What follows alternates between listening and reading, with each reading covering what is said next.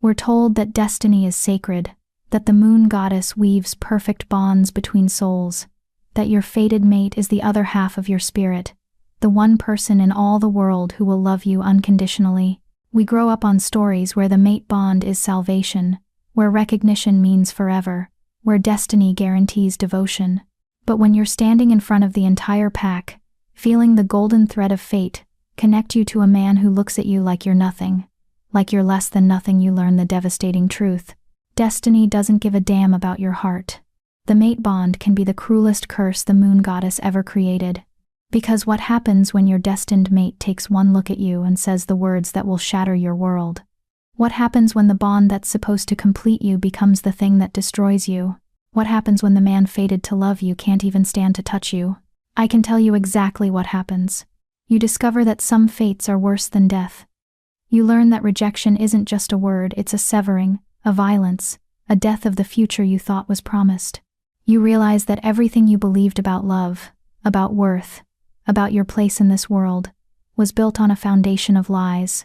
And when you're broken into so many pieces you can't even remember what whole felt like, when you've been cast aside by destiny itself, that's when something far more dangerous than fate finds you.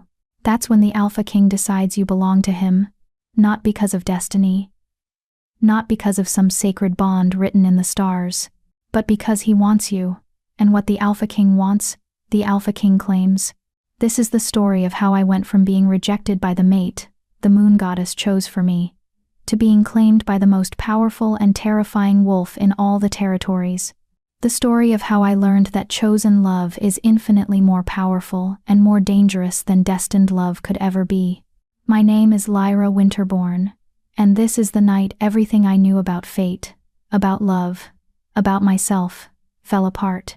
This is the night I stopped believing in destiny, and started believing in something far more terrifying. Before we begin Lyra's journey, a quick note. This story is inspired by this book titled Rejected by the Alpha, a glow-up revenge romance that asks the question, what happens when the wolf everyone underestimated becomes the one they all fear? If you love stories where the broken become powerful, you'll want to check it out.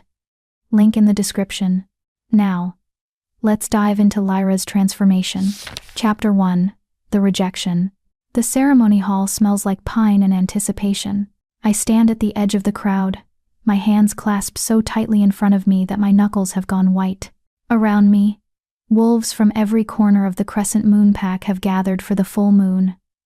Gathering the night when unmated wolves often find their destined partners, when the moon goddess's bonds snap into place like lightning finding ground. I've waited 22 years for this feeling, 22 years of watching others find their mates, of seeing their eyes glaze with that telltale golden shimmer, of witnessing the beautiful violence of recognition, 22 years of being the beta's daughter who still hadn't found her match, who was starting to be whispered about in corners, who made the elders exchange worried glances. My wolf has been restless for weeks, pacing beneath my skin like she knows something I don't. Like she's been waiting for this specific night, this specific moment. You're going to wear a hole in the floor, my younger sister May whispers beside me. She found her mate last year, a kind warrior named Thomas, who looks at her like she hung the moon. They're standing together now, his arm around her waist, completely absorbed in each other. I used to be jealous of that. Now I just feel hollow. I can't help it. I murmur back, scanning the crowd. She won't settle. My wolf, I've never named her, never felt separate enough from her to need a name, is practically clawing at my insides. Her attention is fixed on the far side of the hall, where the ranked wolves are gathered, the alphas, the betas, the strongest warriors, and then I smell it. Pine and midnight rain, cedarwood and something wild, something that makes my wolf surge forward so violently I actually stumble. The scent wraps around me like smoke, like a drug, and suddenly, I can't breathe. Can't think. Can't do anything but follow that scent to its source. Lyra? May's voice sounds distant, concerned, but I'm already moving. The crowd parts instinctively as I walk, though I barely notice. My entire world has narrowed to that scent, to the golden thread I can suddenly feel pulling taut between my ribs and someone across the room. The mate bond. It's real. It's happening. After all these years of waiting, of wondering if I was broken somehow, if the moon goddess had forgotten me, I see him, Callum Thorne, the Alpha's nephew, future head warrior, 6 feet of corded muscle and dark hair, with eyes the color of amber and a jaw that looks carved from granite. He's standing with a group of warriors, laughing at something one of them said, completely unaware that his entire life is about to change, that our lives are about to change. Mate, my wolf whispers. And the word is reverent, awed, complete. I walk toward him like I'm in a dream, like I'm floating. The golden thread between us grows brighter with each step, more tangible, until I swear I could reach out and pluck it like a harp string. He's going to turn around any second now. He's going to smell me, feel the bond snap into place, and his eyes are going to find mine across the room. He's going to smile that devastating smile I've seen him give to other she-wolves, and this time it will be for me. Only for me. Forever for me. I'm 3 feet away when he goes completely still. His head snaps toward me, those amber eyes widening. I watch the recognition slam into him, watch his nostrils flare as he catches my scent. The golden shimmer floods his irises, the unmistakable sign of the mate bond taking hold. Hi, I breathe, and I'm smiling so wide my face hurts. No. The word is flat, hard, final. I blink, my smile faltering. What? Callum takes a step back from me. Actually steps back, like I'm something contagious. His face has gone carefully blank, but I can see the tension in his shoulders, the rigidity in his spine. This is a mistake, he says, and his voice carries across the suddenly silent hall. When did everyone stop talking? When did every eye in the room turn toward us? I don't understand, I say, and I hate how small my voice sounds. The bond, you can feel it, right? You can feel, I feel it. His jaw clenches, and I'm telling you it's a mistake. Something cold is spreading through my chest, drowning the warmth that the mate bond brought. Callum, what are you? You're the beta's daughter, he interrupts. And there's something ugly in his tone now, something that makes my wolf whimper and curl into herself. You're not exactly what I expected in a mate. The hall is completely silent now, hundreds of wolves watching this moment. This conversation that should be private, should be sacred, is instead being performed like theater for the entire pack. What does that mean? My voice shakes. What did you expect? His eyes rake over me, and it's not the heated look I've dreamed about. It's assessment, judgment, dismissal. Someone stronger, he says finally. Someone who can stand beside a head warrior. Someone who can give me powerful heirs. I'm the beta's daughter, I repeat, desperate now. My bloodline is strong, I can… Your wolf is barely delta rank. He cuts in, and the words land like blows. Everyone knows it. You've never even shifted in public because you're ashamed of how small your wolf is, how weak. It's true. All of it is true. And hearing him say it, hearing my mate say it, makes me want to sink into the floor and disappear. That doesn't matter. I try again, reaching for him. The mate bond, the moon goddess chose us for each other. There's a reason. The moon goddess makes mistakes. He steps back again, away from my outstretched hand, and I won't tie myself to one of them. The cold in my chest is spreading, freezing everything it touches. My wolf is howling now, a sound of pure anguish that only I can hear. Please, I whisper, and I don't even care anymore that everyone is watching. Please don't do this. Just give us a chance. Give me a chance to… I, Callum Thorne, reject you, Lyra Winterborn. As my mate and my equal. The words detonate between us like a bomb. The mate bond, that golden, beautiful thread, doesn't just snap. It tears. It shreds. It burns its way out of my chest like someone has reached inside me and ripped out something vital, something I didn't even know I needed to survive until it was gone. I make a sound. I don't know what kind of sound. Something animal and broken. The pain is indescribable, like every nerve ending in my body is on fire, like my soul is being cleaved in two. The rejection burns through me in waves, each one worse than the last, until I'm on my knees on the ceremony hall floor and I don't even remember falling.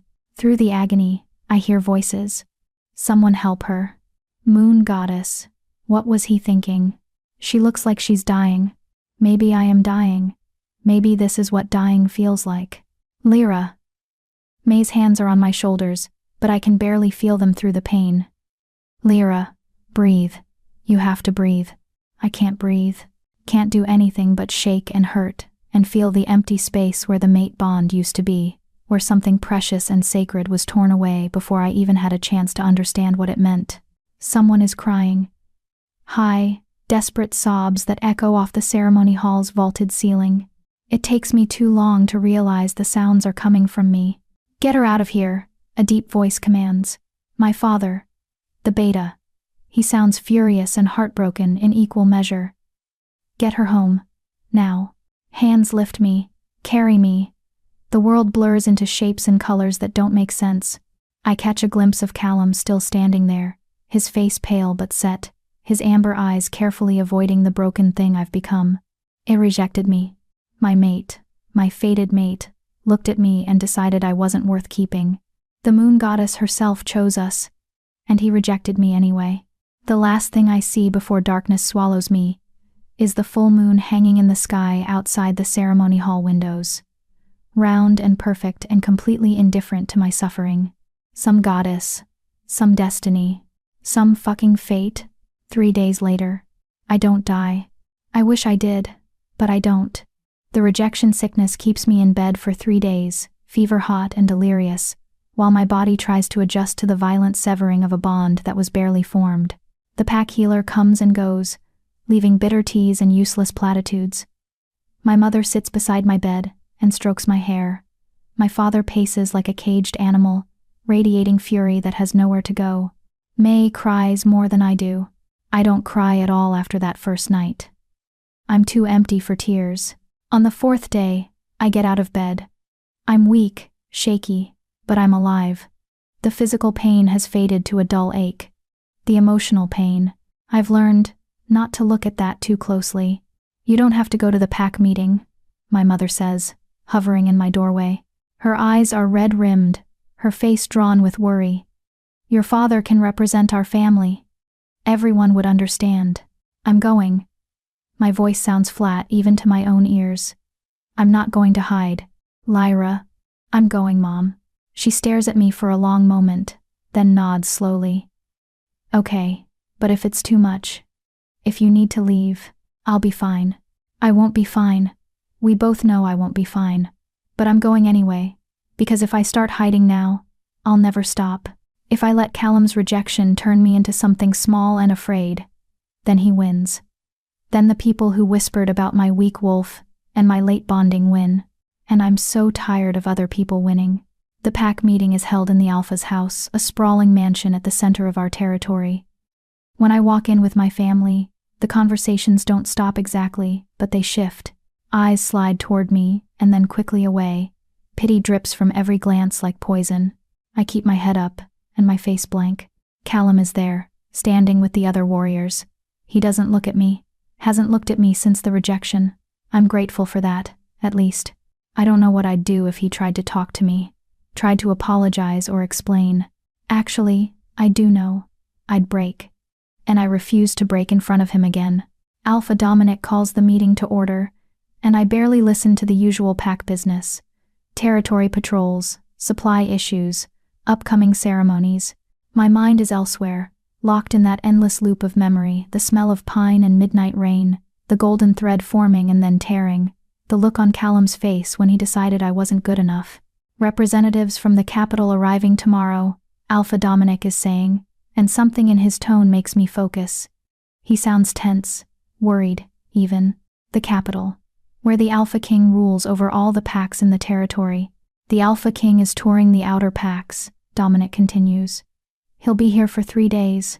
I expect everyone to be on their best behavior. This is a great honor for Crescent Moon Pack. Murmurs ripple through the room. The Alpha King hasn't visited our pack in over a decade. His presence means scrutiny, evaluation, judgment. Why is he coming? Someone asks. Dominic hesitates. He's looking for something. That's all I was told. Looking for what? I don't know. But the alpha's expression suggests he has suspicions he's not sharing. I should care about this. A visit from the alpha king is significant, potentially dangerous depending on what he finds. But I can't make myself feel anything beyond the hollow ache where my mate bond used to be. Let the alpha king come. Let him judge us all. What does it matter? Nothing matters anymore. The meeting ends, and I'm heading for the door when I hear my name. Lyra. Wait. I turn to find Elder Miriam approaching, her ancient face creased with concern. She's one of the oldest wolves in the pack, a keeper of traditions and history. Yes, Elder, I ask, summoning a politeness I don't feel. She takes my hands in hers, her skin papery and cool. I'm sorry for what happened to you, child. A rejection is a terrible thing. Thank you, I say automatically. But you should know. She leans closer, her voice dropping to a whisper. A rejection doesn't mean your story is over. Sometimes the moon goddess's first choice isn't her final one. I stare at her. What does that mean? It means fate is more complicated than we teach the young ones. It means sometimes we have to be broken before we can be remade into what we're truly meant to be. Her eyes are strange, distant, like she's seeing something I can't. The Alpha King's visit isn't a coincidence, Lyra. Nothing is ever a coincidence. Before I can ask what she means, she pats my hands and shuffles away, leaving me standing there with a cold feeling spreading through my stomach. The Alpha King is coming, and somehow, I have the terrible suspicion that when he arrives, everything is going to change again. I just don't know if I can survive another change. I've barely survived this one. Chapter 2. The Alpha King arrives. The Alpha King arrives at dawn. I'm in the training yard when the howl echoes across the territory, the formal announcement of a visiting alpha. But this isn't just any alpha.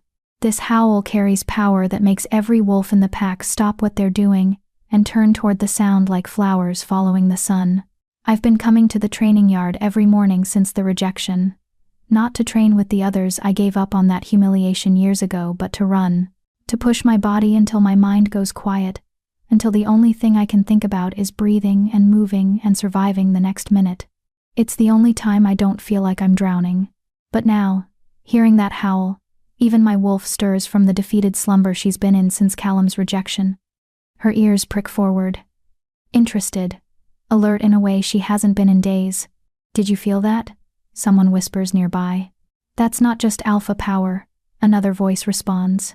That's something else entirely. I should go home. Change into something appropriate. My father will expect me to be present for the formal greeting, even though the last thing I want is to stand in a line and bow to some pompous royal who probably thinks we're all beneath him. But I don't move. I stay in the training yard, watching the eastern road, waiting to see what kind of man commands the kind of power that just rippled through our entire territory with a single howl. The motorcade appears first. Black SUVs with tinted windows, moving in perfect formation. Military precision. The vehicles roll through our pack's main street slowly, deliberately, giving everyone time to come out and watch, to witness, to submit. By the time they reach the Alpha's house, what seems like the entire pack has gathered. I hang back at the edge of the crowd, my training clothes still damp with sweat, my hair pulled into a messy braid. If my father sees me like this, he'll be furious. I can't bring myself to care. The SUVs stop. For a long moment, nothing happens. The tension builds until it's almost unbearable, until I can hear my own heartbeat pounding in my ears. Then the rear door of the center vehicle opens, and the Alpha King steps out. I forget how to breathe. He's tall, easily 6'4", with shoulders broad enough to block out the sun. His hair is dark as midnight, cut short on the sides but longer on top, and even from this distance I can see the silver threading through it at the temples. He's wearing all black tactical pants, black boots, a black shirt that does nothing to hide the muscled physique underneath. But it's his face that makes my wolf surge forward with sudden, unexpected interest. Sharp cheekbones, a jaw that could cut glass, a mouth that looks like it rarely smiles. And eyes, even from here I can see them, eyes that are the strangest color I've ever seen. Not quite gold, not quite amber, something in between. Something that seems to glow with their own internal light. Wolf eyes, even in human form. He surveys the crowd with those glowing eyes, his expression completely neutral, and everywhere his gaze lands, wolves drop their heads, bare their necks, show submission without even thinking about it. Alpha Dominic steps forward, and even our alpha, a powerful wolf in his own right, looks diminished next to this man. Alpha King Damon, Dominic says, bowing his head. Welcome to Crescent Moonpack. We're honored by your presence. So that's his name, Damon.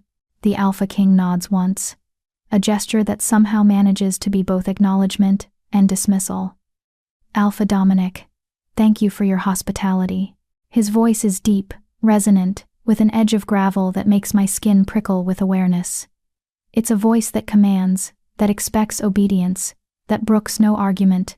It's terrifying. Please. Dominic gestures toward the house. We've prepared quarters for you and your men. If there's anything you need, I'll let you know. The Alpha King's eyes are still scanning the crowd, looking for something. Or someone. And then, his gaze lands on me. Everything stops. I don't know how to explain what happens in that moment. It's not the mate bond I know what that feels like. And this isn't it. But it's something. Some recognition. Some connection that snaps into place like a key turning in a lock. His eyes, those strange, glowing eyes, lock onto mine with an intensity that makes my knees weak. He doesn't look away, doesn't even blink, just stares at me like I'm the only person in the entire crowd, like everyone else has ceased to exist. My wolf, who has been a ghost since the rejection, suddenly comes roaring back to life. She doesn't howl, mate, like she did with Callum. Instead, she does something I've never felt her do before. She bows. Not in submission, not in fear, in recognition, respect. I don't understand it, and I don't have time to analyze it because the Alpha King is moving toward me. The crowd parts instantly, wolves scrambling to get out of his way. Dominic is saying something, probably asking where he's going, but the Alpha King ignores him completely. His attention is fixed on me with laser focus, and with each step he takes, my heart pounds harder. He's going to walk right past me, I tell myself. He's looking at something behind me. There's no reason for the Alpha King to be interested in a broken, rejected Omega who can barely shift without embarrassment. He stops directly in front of me. Up close, he's even more overwhelming. Taller, broader, more powerful than any wolf I've ever encountered. His scent hits me like a physical force, winter frost and ancient forests, smoke and something wild that makes my mouth go dry. You, he says, and that single word feels like a brand. I can't speak, can barely think, can only stare up at him while my wolf does something strange and submissive and eager all at once. What's your name? His voice is quieter now, meant only for me, but it still carries that commanding edge. Lyra. I hate that I stutter. Lyra Winterborn. Something flickers in those glowing eyes. Winterborn. The Beta's daughter? How does he know that? Yes. He takes a step closer, and I can feel the heat radiating off him, the sheer presence of his wolf pressing against mine. But it doesn't feel threatening. It feels curious, assessing. You've been rejected recently. It's not a question. The words hit me like a slap. How does he know? Is it written on my face? Can he smell it on me? The sickness, the broken bond, the shame? My voice cracks. Yes. By who? That's not. I swallow hard. It doesn't matter. It matters to me. Why? I want to ask. Why would the Alpha King care about a rejected Omega from some outer pack he's probably never thought about before today? Callum Thorne, I finally whisper. The Alpha's nephew. The temperature seems to drop 10 degrees. The Alpha King's face remains neutral, but something dangerous flickers in his eyes. Something that makes my survival instincts scream. Show me, he says. Show you what? Your wolf. Horror floods through me. I can't, I'm not. That wasn't a request. The command in his voice activates something primal in my wolf. Something that has nothing to do with choice, and everything to do with the hierarchy hardwired into our species. An Alpha King's command isn't like a regular alpha's. It's absolute, irresistible. Before I can stop her, my wolf surges forward. The shift is quick but painful, it always is for me. My bones crack and reform, My muscles tear and rebuild, and then I'm on 4 legs instead of 2. My clothes shredded around me. Shame burns through me as I stand there in wolf form. I know what I look like. Small for a she-wolf, barely larger than a human German shepherd. My coat is a plain brown, nothing special, nothing remarkable. I'm Delta rank at best, maybe even lower. I'm the weak wolf everyone whispers about. The crowd is silent. I can feel their pity, their second-hand embarrassment. Can feel Callum somewhere in the gathering, probably vindicated in his decision to reject me. But the Alpha King, he's staring at me with an expression I can't read. He circles me slowly, studying every inch of my wolf form, and I want to sink into the ground and disappear. Shift back, he says finally. I do, grateful when someone tosses a blanket over my naked form. I clutch it around myself, unable to meet anyone's eyes, unable to bear seeing my humiliation reflected back at me. Your wolf is small, the Alpha King says, and I flinch. But she's not weak. I look up, startled. What? Delta rank. He tilts his head, those strange eyes studying me. But not because of power deficiency, because of suppression. I don't understand. Your wolf is being held back by something. Trauma. Maybe. Or a curse. He pauses. Or both. A curse? That's ridiculous. No one in my pack practices that kind of magic. We're traditional wolves, not witches. There's no curse, I say firmly.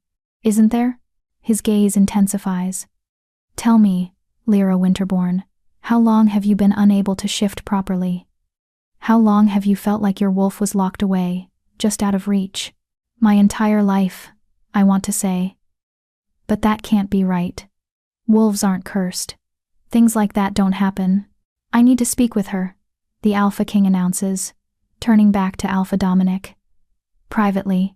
Your Majesty, Dominic says carefully, perhaps it would be more appropriate if I wasn't asking for permission. The Alpha King's voice drops to something dangerous. I'm telling you what's going to happen. Lyra Winterborn will meet me in whatever quarters you've prepared. In 1 hour. Alone. The command ripples through the pack, undeniable and absolute. My father steps forward, his beta instincts warring with his paternal ones. Your Majesty, my daughter has been through a significant trauma, perhaps some time to recover. 1 hour, the Alpha King repeats, and this time the command is laced with alpha power that makes even my father bare his neck in submission. Then he turns back to me, and his expression softens just slightly, just enough that I can see something almost like gentleness underneath all that power. Don't be afraid, he says quietly. I'm not going to hurt you. Then why do I feel like my entire life is about to change again? Why do I feel like I'm standing on the edge of a cliff, and the Alpha King is about to push me off? He walks away, his men falling into formation around him, and the crowd slowly disperses. But I can feel their eyes on me, their questions, their speculation, their judgment. The Alpha King singled me out, the broken, rejected Omega that even her fated mate didn't want. What could he possibly want with me? 58 minutes later, I'm standing outside the guest quarters in the Alpha's house, wearing the nicest dress I own. A simple blue sundress that my mother insisted I change into, and trying not to hyperventilate. My father wanted to come with me. My mother wanted to wait outside, but the Alpha King's command was clear. Alone. So here I am, alone. About to enter a room with the most powerful wolf in all the territories, and I have no idea why. I raise my hand to knock, but the door opens before my knuckles make contact. A man stands there, not the Alpha King, but one of his guards. Tall, scarred, with eyes that assess me in half a second and apparently find me lacking. Lyra Winterborn? He asks. Yes. The king is waiting. He steps aside to let me pass. The suite is massive, easily 3 times the size of my bedroom at home. Expensive furniture, floor-to-ceiling windows, a sitting area that probably costs more than my family makes in a year. And in the center of it all, standing by the windows with his back to me, is the Alpha King. He's changed into fresh clothes, dark jeans, and a charcoal gray shirt that somehow makes him look even more imposing. His hands are clasped behind his back, his posture relaxed, but there's a coiled tension in his shoulders that suggests he's always ready for a fight. "Leave us," he says without turning around. The guard exits immediately, closing the door behind him with a soft click. And then we're alone. "Sit," the Alpha King says, gesturing to a chair without looking at me. I sit, my hands folded in my lap, my heart racing. For a long moment, he doesn't say anything, just stares out the window at the pack lands beyond. The silence stretches until it's almost unbearable. "Do you know why I'm here?" he finally asks. "No, Your Majesty. I'm looking for someone." He turns, and those glowing eyes pin me in place. "I've been looking for a very long time. I don't understand what that has to do with me. Don't you?" He crosses the room slowly, deliberately, until he's standing directly in front of me. "Tell me about your rejection, Lyra. Tell me why your mate cast you aside." The question is too direct, too painful, but something about his tone, not cruel, not mocking, just genuinely curious, makes me answer honestly. "He said I was too weak," I whisper. "That my wolf was barely Delta rank. That I couldn't give him powerful heirs." The shame of it burns through me all over again. "He said the moon goddess made a mistake. And what do you think?" I swallow hard. I think maybe he was right. The Alpha King makes a sound low in his throat, not quite a growl, but close. "He was wrong. You don't know that. You don't know me. I know enough." He crouches down so we're at eye level, and this close I can see flecks of silver in those strange eyes. "I know you've been suppressed your entire life. I know your wolf is locked away, caged by something you don't even understand. I know you're stronger than you think you are. How could you possibly know any of that?" He reaches out slowly, giving me time to pull away, and touches 2 fingers to the center of my chest, right over my heart. The moment his skin makes contact, power surges through me. Not painful, not invasive, but shocking in its intensity. Like lightning running through my veins. Like something waking up after a very long sleep. My wolf howls, actually howls, and for a second I see her clearly for the first time in my life. Not small, not weak. Powerful, radiant. Trapped behind bars I didn't even know were there. "What?" I gasp, pulling back. "What did you do?" "I showed you the truth." He stands, moving away, giving me space. "You're not weak, Lyra Winterborn. You've been cursed, bound. Someone put a suppression spell on you when you were very young, probably shortly after your first shift. It's been dampening your wolf your entire life, making you appear weaker than you actually are." "No, that's impossible." "Who would do that? Why?" "That's what I intend to find out." His expression hardens. "But first, I need to know if you'll accept my help." "Help with what?" "Breaking the curse, freeing your wolf, becoming who you were always meant to be." He pauses, and something intense flashes in his eyes. "And then, if you're willing, I want you to come back to the capital with me." The world tilts sideways. "What?" "I'm claiming you, Lyra Winterborn." His voice is firm, absolute, brooking no argument. "Not as a mate. I'm not your fated mate, and I won't pretend otherwise. But as mine. Under my protection. In my pack." "I don't understand. Why would you?" "Because you're what I've been looking for." He moves closer again, and this time there's something almost hungry in his expression. "Because I can feel the power locked inside you, and I want to see what happens when you're finally free. Because your mate was a fool to reject you, and I'm not a fool." My mind is spinning. This can't be real. The Alpha King can't be standing here offering to. What? Take me away from my pack? Break a curse I didn't even know existed? Claim me as his? This is insane, I breathe. Yes, he agrees. It is, but that doesn't make it any less true. He extends his hand toward me. So what do you say, Lyra? Will you let me help you? Will you come with me and discover who you really are? I stare at his hand, at the choice he's offering me. Stay here in Crescent Moon Pack, where everyone knows I was rejected. Where I'll always be the broken Omega who wasn't good enough for her fated mate. Where I'll spend the rest of my life being pitied and whispered about. Or go with him, with the Alpha King, into the unknown, into danger, into a future I can't even begin to imagine. My wolf is howling at me to take his hand. Not because of a mate bond, but because she recognizes something in him, something that calls to the power trapped inside us both. If I say yes, I ask quietly, can I ever come back? If you want to. His hand doesn't waver, but I don't think you'll want to. I think once you see what you're capable of, once you understand what was stolen from you, you won't want to go back to being small. He's right. I know he's right.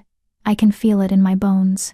I'm so tired of being small, so tired of being weak, so tired of being rejected and pitied, and treated like I'm something broken that needs to be hidden away. Maybe it's time to find out what happens when I stop accepting what everyone else thinks I am. Maybe it's time to become something else entirely. I take his hand. His fingers close around mine, warm and strong and sure, and when his eyes meet mine, I see something that looks almost like satisfaction. Good, he says. We leave at dawn. And just like that, my life changes again. But this time, I'm the one choosing the change. This time, I'm the one taking the leap. I just hope I survive the fall. Chapter 3. The Journey to the Capital. I don't sleep that night. How could I? In less than 12 hours, I've gone from being the pack's reject to being claimed by the Alpha King. From believing I was weak to learning I've been cursed. From having no future to suddenly having one that terrifies and exhilarates me in equal measure. My parents don't know what to make of it. This is highly irregular, my father keeps saying, pacing the length of our living room like a caged animal. The Alpha King doesn't just claim wolves from outer packs. There are protocols, procedures. He's the Alpha King, my mother interrupts gently. He doesn't need protocols. But why, Lyra? Why our daughter? He stops pacing and looks at me, and I can see the fear beneath his confusion. What does he want with you? I wish I had an answer that made sense. He said I've been cursed, that my wolf has been suppressed. That's ridiculous, my father says immediately. No one in this pack practices dark magic, and even if someone did, why would they target you? You were just a child. I don't know, Dad. I'm sitting on the couch, my hands wrapped around a cup of tea that's gone cold. But when he touched me, I felt something, like my wolf was bigger than I thought. Stronger. My mother sits beside me, taking my hand. Are you sure about this, sweetheart? You don't have to go with him. No matter what he commands, you're still a member of this pack. We can protect you. Can they? Can anyone protect someone from the Alpha King if he's truly decided he wants them? But that's not even the real question. The real question is, do I want to be protected from him? I want to go, I say quietly, and I'm surprised to realize it's true. I want to know what he's talking about. I want to understand why I've always felt like my wolf was locked away, just out of reach. And I take a shaky breath. I want to stop being the weak one, the rejected one. I want to be someone different. You're not weak, May says fiercely from the doorway. I didn't even hear her come in. You've never been weak, Lyra. You're the strongest person I know. You have to say that. You're my sister. I say it because it's true. She comes over and kneels in front of me, her eyes bright with unshed tears. When Callum rejected you, I thought you'd break. But you didn't. You got up. You kept going. That's not weakness. Going with the Alpha King isn't brave, May. It's desperate. Maybe. She squeezes my hands. But maybe desperate and brave look the same sometimes. We sit like that for a while, my family around me, until the sky outside starts to lighten with the approaching dawn, until it's time to pack what little I'm bringing with me and face whatever comes next. The Alpha King's motorcade is already assembled when I arrive at the Alpha's house. Black SUVs gleaming in the early morning light, engines running, ready to depart. Wolves from the pack have gathered to watch, some curious, some concerned, some clearly pleased to see the rejected Omega leaving. I try not to look for Callum in the crowd. I fail. He's there, standing near the back, his amber eyes carefully avoiding mine. Part of me wants him to look at me. Wants him to see that someone, the most powerful someone, found value in what he discarded. But a bigger part of me doesn't care anymore. He made his choice. Now I'm making mine. Miss Winterbourne. The scarred guard from yesterday approaches, his expression still carefully neutral. I'm Riker, captain of the King's Guard. I'll be riding in your vehicle. Okay, I say. Because what else is there to say? Your bags have been loaded. The king requests that you ride in the second vehicle. He'll be in the lead. Of course he will. The Alpha King wouldn't ride with someone like me. I'm a project, not a person. A curiosity, not a companion. I hug my family goodbye, my mother crying openly now, my father's jaw tight with suppressed emotion. May whispering promises that we'll see each other soon. Alpha Dominic gives me a formal farewell, his expression troubled but resigned.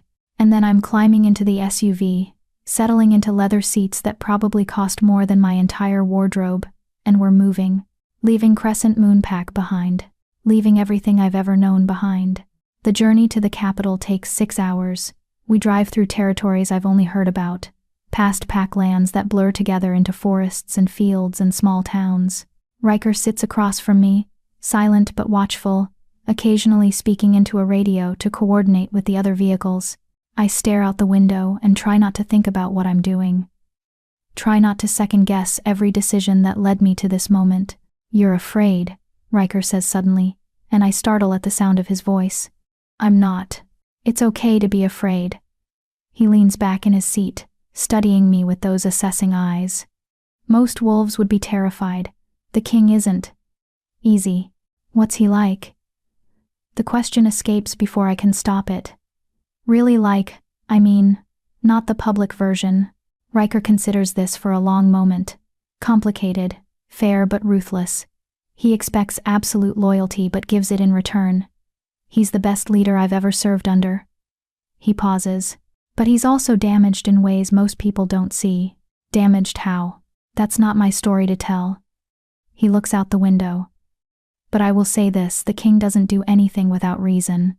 If he's claimed you, if he's bringing you to the capital, it's because he sees something in you that he needs, or wants, or both. That's not exactly comforting. It's not meant to be, it's meant to be honest. He meets my eyes. The king values honesty above almost everything else. If you want to survive at the capital, remember that. Never lie to him. Even if the truth is ugly, even if you think it will anger him, he can handle truth. Lies are what make him dangerous. I file that information away, adding it to the growing list of things I need to remember. Need to understand about the man who's turned my life upside down. We stop once, at a rest area, for food and fuel. I catch a glimpse of the Alpha King emerging from the lead vehicle, surrounded by his guards, moving with that predatory grace that makes every eye turn toward him. He doesn't look at my vehicle, doesn't acknowledge me. I tell myself I'm relieved. I'm lying. When we finally arrive at the capital, the sun is beginning its descent toward the horizon, painting the sky in shades of orange and gold. The city rises before us, like something out of a dream, gleaming towers of glass and steel mixed with older stone buildings, all of it surrounded by a massive wall that speaks of both protection and containment. Welcome to Eclipse City, Riker says, the heart of the Alpha King's territory. It's beautiful and intimidating in equal measure. We pass through gates manned by guards who snap to attention as the motorcade approaches, their eyes following our vehicles with intense focus. The streets inside the walls are wider than any I've seen, lined with shops and restaurants and wolves going about their business. But everything stops when we pass. Wolves freeze mid-step, mid-conversation, turning to watch the Alpha King's vehicles roll by. Some bow their heads, others press their hands to their hearts in a gesture of respect. This is what real power looks like, I realize. Not just strength, but devotion. These wolves don't just fear their king. They revere him. The motorcade winds through the city until we reach what can only be described as a palace. A massive structure of white stone and dark glass, surrounded by manicured gardens and more guards than I can count. It's beautiful and terrifying, ancient and modern, a physical manifestation of the wolf who rules from within it. We pull up to a circular drive, and Riker opens the door for me. This way, Miss Winterbourne. I step out on shaky legs, overwhelmed by the sheer scale of everything.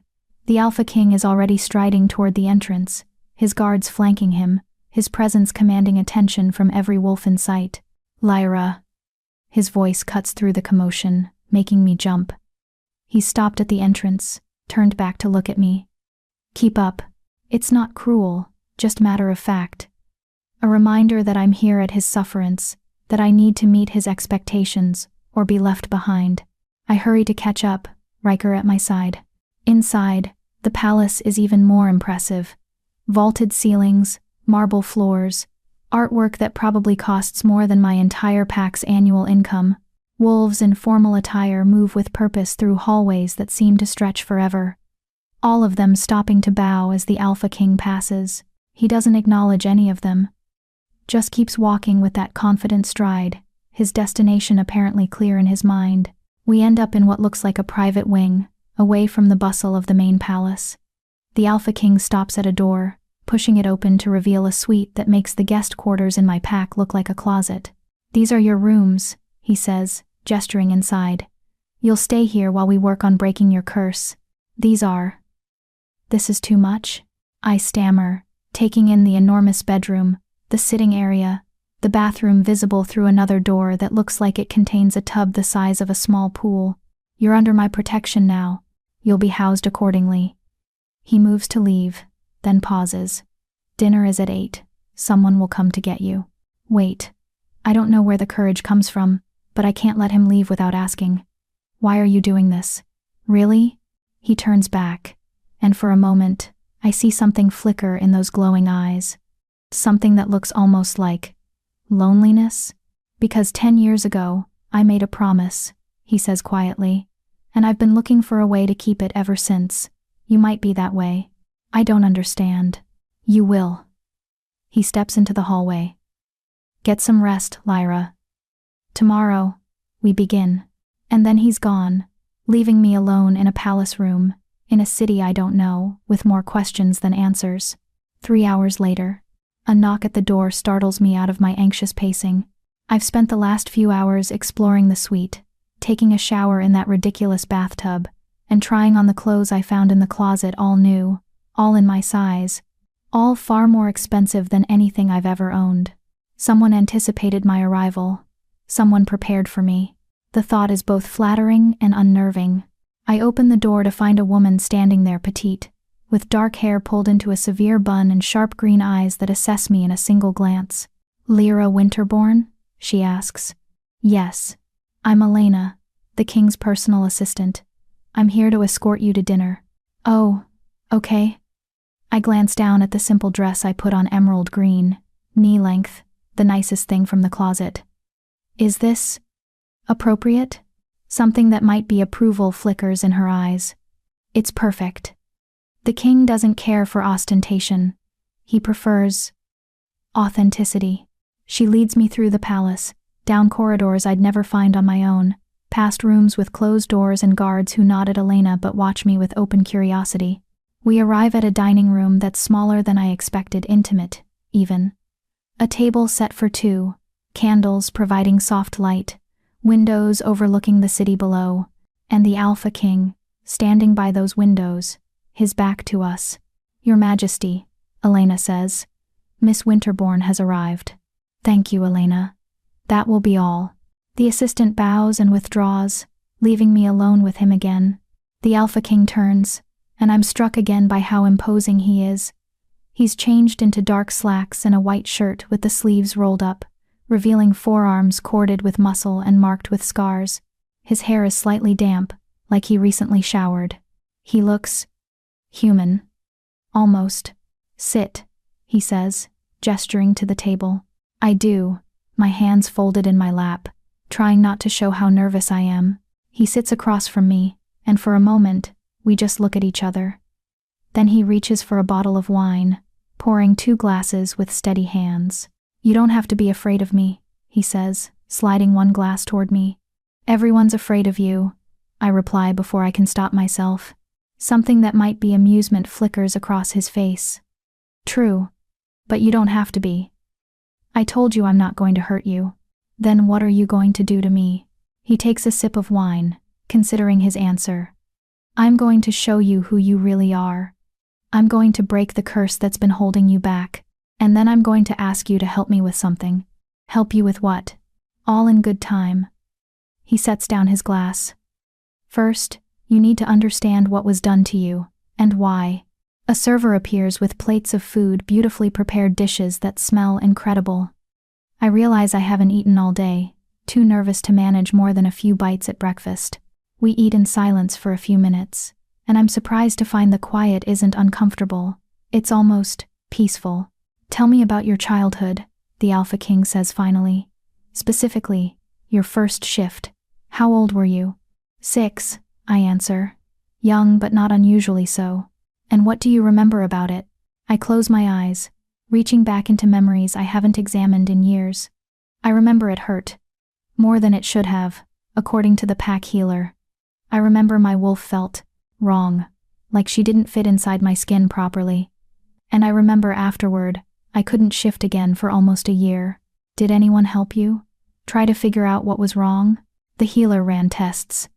Said I was probably just a late bloomer, that some wolves take longer to grow into their power. I opened my eyes, meeting his gaze. But I never grew into it. I stayed small. "Weak. You're not weak," he says, and there's an edge to his voice now. Something sharp and angry, but not directed at me. "You're suppressed. There's a difference. How can you be sure?" He sets down his fork, his expression serious. "Because I've seen this before. 10 years ago, I encountered a wolf who'd been cursed the same way. Suppression spell, designed to lock away their true power and make them appear weak. By the time I found them, it was too late. The curse had been in place too long, had dug too deep into their wolf's essence. When I tried to break it," he trails off, his jaw clenching. "What happened? They died." The words are flat, emotionless, but I can see the pain beneath them. The curse had become too intertwined with their wolf. Removing it killed them both. Horror floods through me. "And you want to try this on me?" "No." He leans forward, his eyes intense. "I've spent the last 10 years studying suppression curses, learning how they work, how they're constructed, how to safely dismantle them. I've found 12 other wolves who'd been cursed this way, and I've successfully freed 11 of them. What happened to the 12th? They chose not to go through with it. They'd lived with the curse for 40 years. They decided they'd rather stay weak than risk dying." He pauses. "I respect that choice. And I'll respect yours, if you decide the same. But I think you're stronger than that, Lyra. I think you want to know who you really are." He's right. Goddess help me, he's right. Who would curse a child? I ask quietly. Who would do something like that? That's what we need to figure out. He sits back, his expression thoughtful. Suppression curses are dark magic, expensive, difficult to cast, and not something anyone does on a whim. Someone targeted you specifically, probably shortly after your first shift. Someone who wanted to make sure you never reached your full potential. But why? I'm nobody. Just a beta's daughter from an outer pack. What threat could I possibly pose? That, the Alpha King says, his eyes glowing brighter, is the question that brought me to your pack. Because 6 months ago, I received information that suggested someone in Crescent Moon Pack had been cursed as a child, someone whose true power had been locked away, and I've been searching for that someone ever since. The implications of what he's saying crash over me like a wave. You came to my pack looking for me specifically? Not you specifically, but someone like you. Someone who'd been suppressed, hidden, made to appear weak when they were actually strong. He leans forward again, and the moment I saw you, the moment I felt your wolf, I knew I'd found what I was looking for. What exactly do you think I am? My voice comes out as a whisper. What power could I possibly have that would be worth cursing? The Alpha King smiles. And it's the first real smile I've seen from him. It transforms his face, making him look younger, less dangerous, almost beautiful. That's what we're going to find out, he says, starting tomorrow. I'm going to break your curse, Lyra Winterborn. And then we're both going to discover exactly what you're capable of. I stare at him across the table, this powerful, mysterious king who's upended my entire life in the space of a day, who's offering me something I never thought possible, a chance to be more than the weak. Rejected Omega everyone believed I was. What if I can't do it? I ask quietly. What if the curse breaks and I'm still just me? Still weak? Then you'll still be under my protection. You'll still have a place here, in my pack, in my palace. The curse breaking isn't conditional on you being powerful, Lyra. It's about freeing you from something that was forced on you without your consent. Something in my chest loosens at those words. Some tension I didn't even know I was carrying. Okay, I say. Tomorrow, we break the curse. Tomorrow, he agrees, raising his wine glass.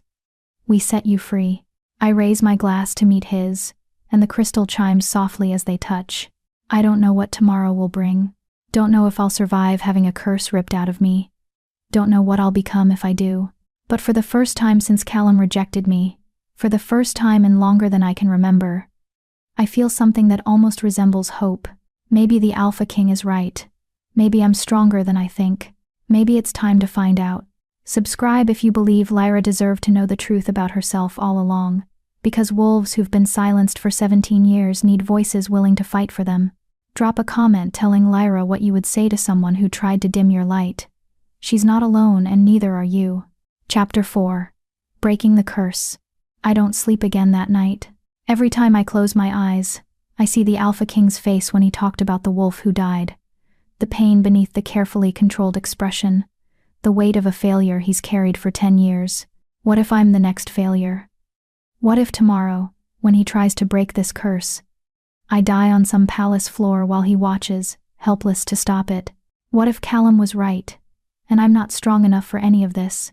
By the time dawn breaks, painting my room in shades of pink and gold, I've convinced myself a dozen times to run, to slip out of this palace and disappear into the city, to find my way back to Crescent Moonpack and accept my fate as the rejected Omega who wasn't worth keeping. But I don't run, because beneath the fear, beneath the doubt, there's something else, something that's been growing since the moment the Alpha King touched my chest, and I felt my wolf, my real wolf, howl with recognition. I want to know. I need to know. Even if it kills me, I need to know who I really am. The knock comes at 7. Elena, perfectly composed as always, her expression giving nothing away. "Good morning, Miss Winterbourne," she says. "The king requests your presence in the ritual chamber."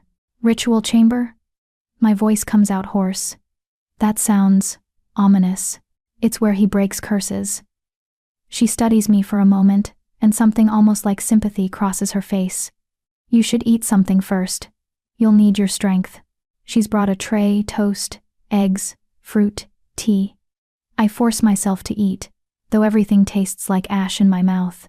Elena waits patiently, not speaking, just a steady presence that's oddly comforting. "Has he done this many times?" I ask finally. "Broken curses, I mean." 12 times, as he told you. I've been present for the last 8. She pours more tea into my cup.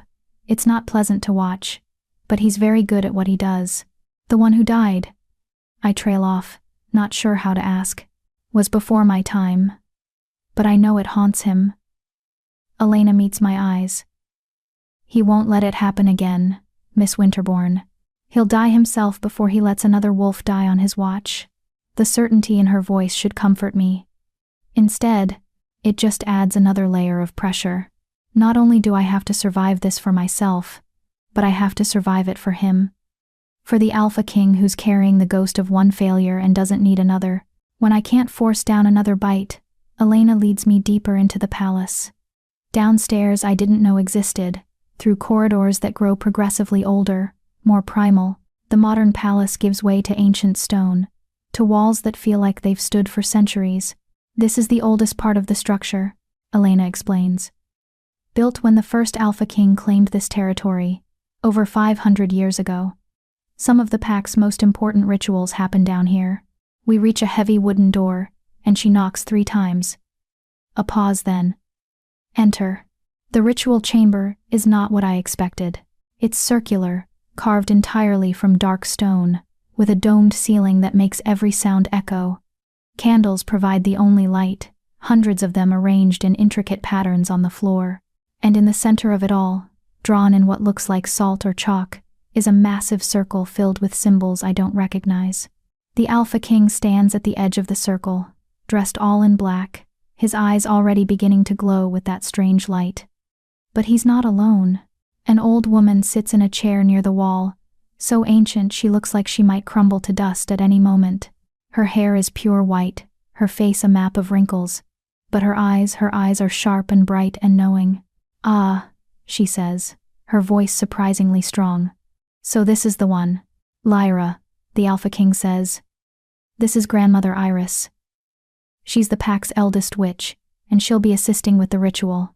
"Witch," I echo weakly.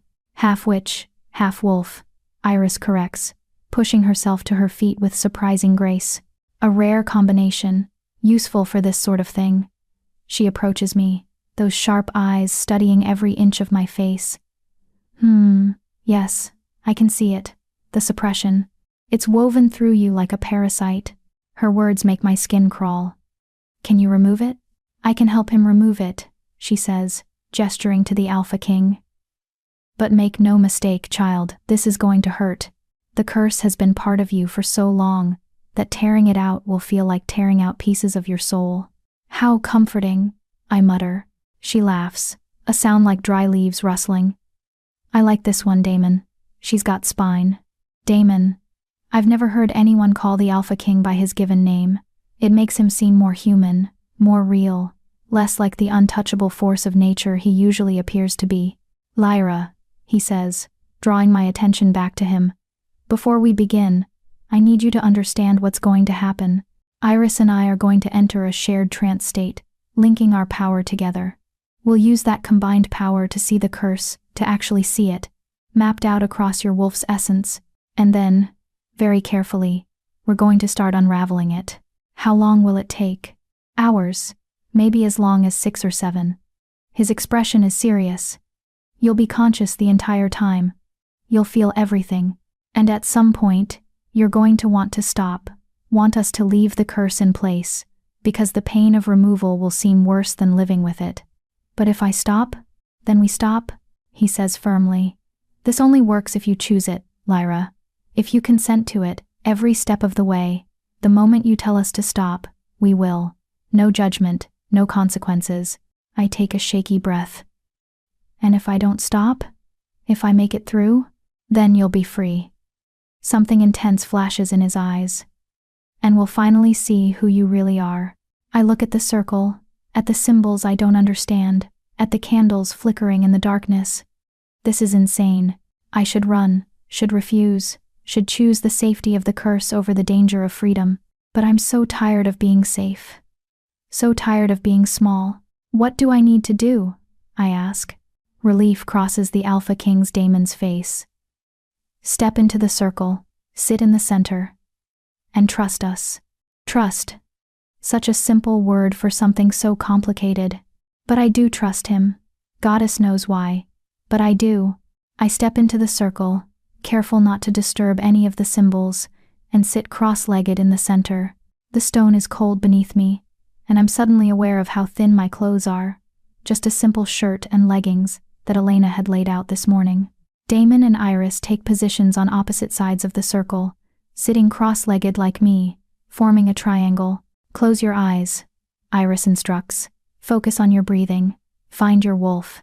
I do, sinking inward, searching for the presence that's been a part of me since I was 6 years old. She's there, as always, but distant, muted, like she's behind a thick wall of glass.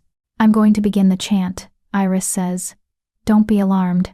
It's an old language, older than the Pax. It's the language of magic itself." She starts speaking, words I don't understand flowing from her mouth in a rhythmic pattern. The air in the chamber changes, growing heavy, charged with power. I feel it pressing against my skin, seeping into my pores.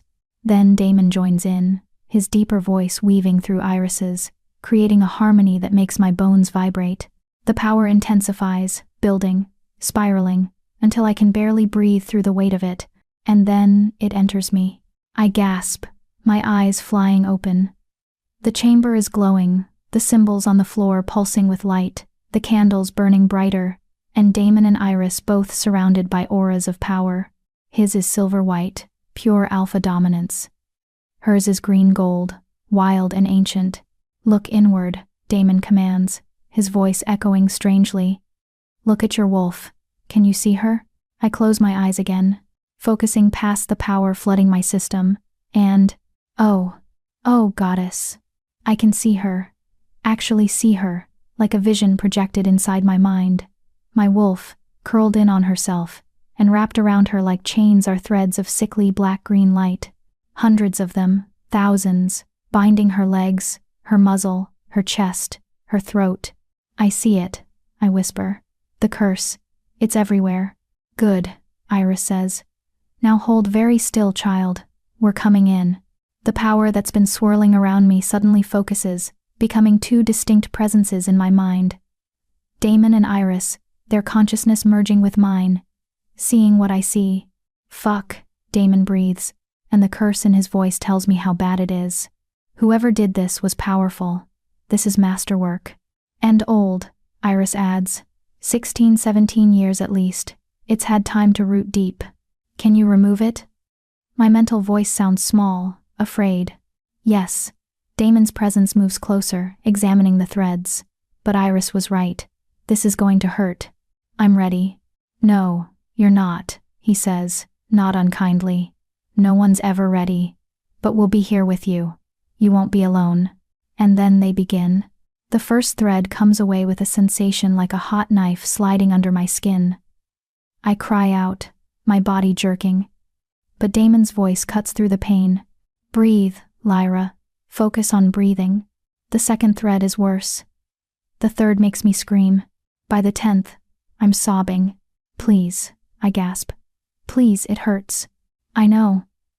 Damon's voice is steady, anchoring. I know it hurts.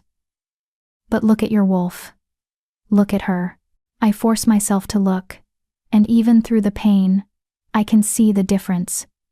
Where the threads have been removed, my wolf's fur is brighter, healthier. She's lifting her head, her eyes opening, awareness returning. She's waking up, I whisper. She is, Iris confirms. Keep going, child. We're maybe a 10th of the way through. A 10th. Goddess, help me. Only a 10th. The next hour is agony. Pure, unrelenting agony, as they methodically remove thread after thread, layer after layer of curse. I scream until my voice goes hoarse.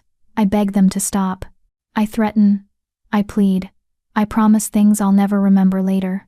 But through it all, Damon's voice is there. Steady. Unshakable. You're doing so well, Lyra. Just a little more. Stay with us. Don't give up. My wolf is struggling now, fighting against the remaining threads, desperate to break free. The pain of her struggles combines with the pain of the removal, until I can't tell where one ends and the other begins. Halfway, Iris announces. The worst is behind us now, child. Liar, it gets worse. Because, as more threads come away, my wolf gets stronger. And stronger means more aware of what's been done to her, of what's been stolen from her. She starts to howl a sound of rage and grief that echoes through my mind like a siren. She's furious, betrayed, hurt beyond measure by years of suppression, years of being locked away. Easy, Damon soothes, his presence wrapping around both of us. Easy, little wolf. We're almost there, almost free. Hours pass, or maybe minutes. Time has lost all meaning in this place of pain and power. There's only the removal, the slow, agonizing process of unmaking what someone made, of freeing what someone bound. Last layer, Iris finally says, and I could weep with relief. This one's wrapped around her heart, Damon. It's going to be delicate. I see it. His presence moves closer, and I feel his focus sharpen to a razor's edge. Lyra, this is the most important part. You need to stay absolutely still. If I slip, if I cut wrong, I could damage your wolf's essence permanently. Okay? I manage. Though I'm shaking so hard, I don't know how I'll stay still. Look at me. It's a command, and even in this mental space, I obey. Damon's presence manifests before me, not his physical form, but his essence. Pure power, pure dominance, pure focused will. I won't let anything happen to you. Do you understand? I won't let you break. I understand. Then trust me. One more time, trust me. I do. Against all logic, all reason. I trust him. He begins to work on the final threads, and the pain is different now, deeper, more fundamental, like he's operating on my very soul. My wolf whimpers, afraid, but I hold her steady, hold us both steady. Almost, Damon murmurs. Almost there. Last thread, last one, Lyra. He pulls, and something tears. And the curse breaks. It doesn't fade gradually. It shatters, exploding outward in a wave of black-green light that makes me scream one final time. And in the space where it lived, where it's bound my wolf for 17 years, power rushes in to fill the void. My power, my true power, and it's massive. My wolf surges to her feet, no longer small, no longer weak. She's enormous, easily, twice the size I thought she was. Her fur ripples with power, with potential, with all the strength that's been locked away. She throws back her head and howls, a sound of pure triumph, pure joy, pure fury at what was stolen, and relief at what's been returned. And I howl with her. In the physical world, my body convulses. Light pours from my skin. Not the golden light of a normal wolf, but something else. Something that makes Iris gasp and Damon go very, very still. Impossible. Iris breathes. Not impossible, Damon says, and there's something like awe in his voice, just very, very rare. The light fades, the power settles, and I open my eyes to find myself lying on the stone floor, every muscle in my body screaming, but alive. So alive. What? I try to sit up and nearly fall. Damon catches me, his hands steady on my shoulders. What am I? He looks at me, those glowing eyes filled with something I can't name, and smiles. You, Lyra Winterborn, he says, are a lunar wolf, the first one born in over 300 years. Chapter 5. Discovery of Power. A lunar wolf? I repeat, the words feeling foreign on my tongue. What does that mean? Damon helps me sit up properly, but doesn't release me. I'm grateful for that. I'm not sure I could stay upright on my own. Every part of me feels wrung out, hollowed, and simultaneously filled with something vast and unfamiliar. It means, Iris says, shuffling closer, her ancient eyes bright with wonder, that you are blessed by the moon goddess herself. Lunar wolves are born once in a generation, if that. They carry power that goes beyond the normal hierarchy, beyond alpha, beyond even what most of us understand. But I've always been weak, because someone made sure you stayed weak. Damon interrupts, his voice hard. Someone who knew exactly what you were, and wanted to make certain you never realized it. The implications of that statement settle over me like a shroud. Someone knew. When I was 6 years old, someone looked at a child and decided to curse her.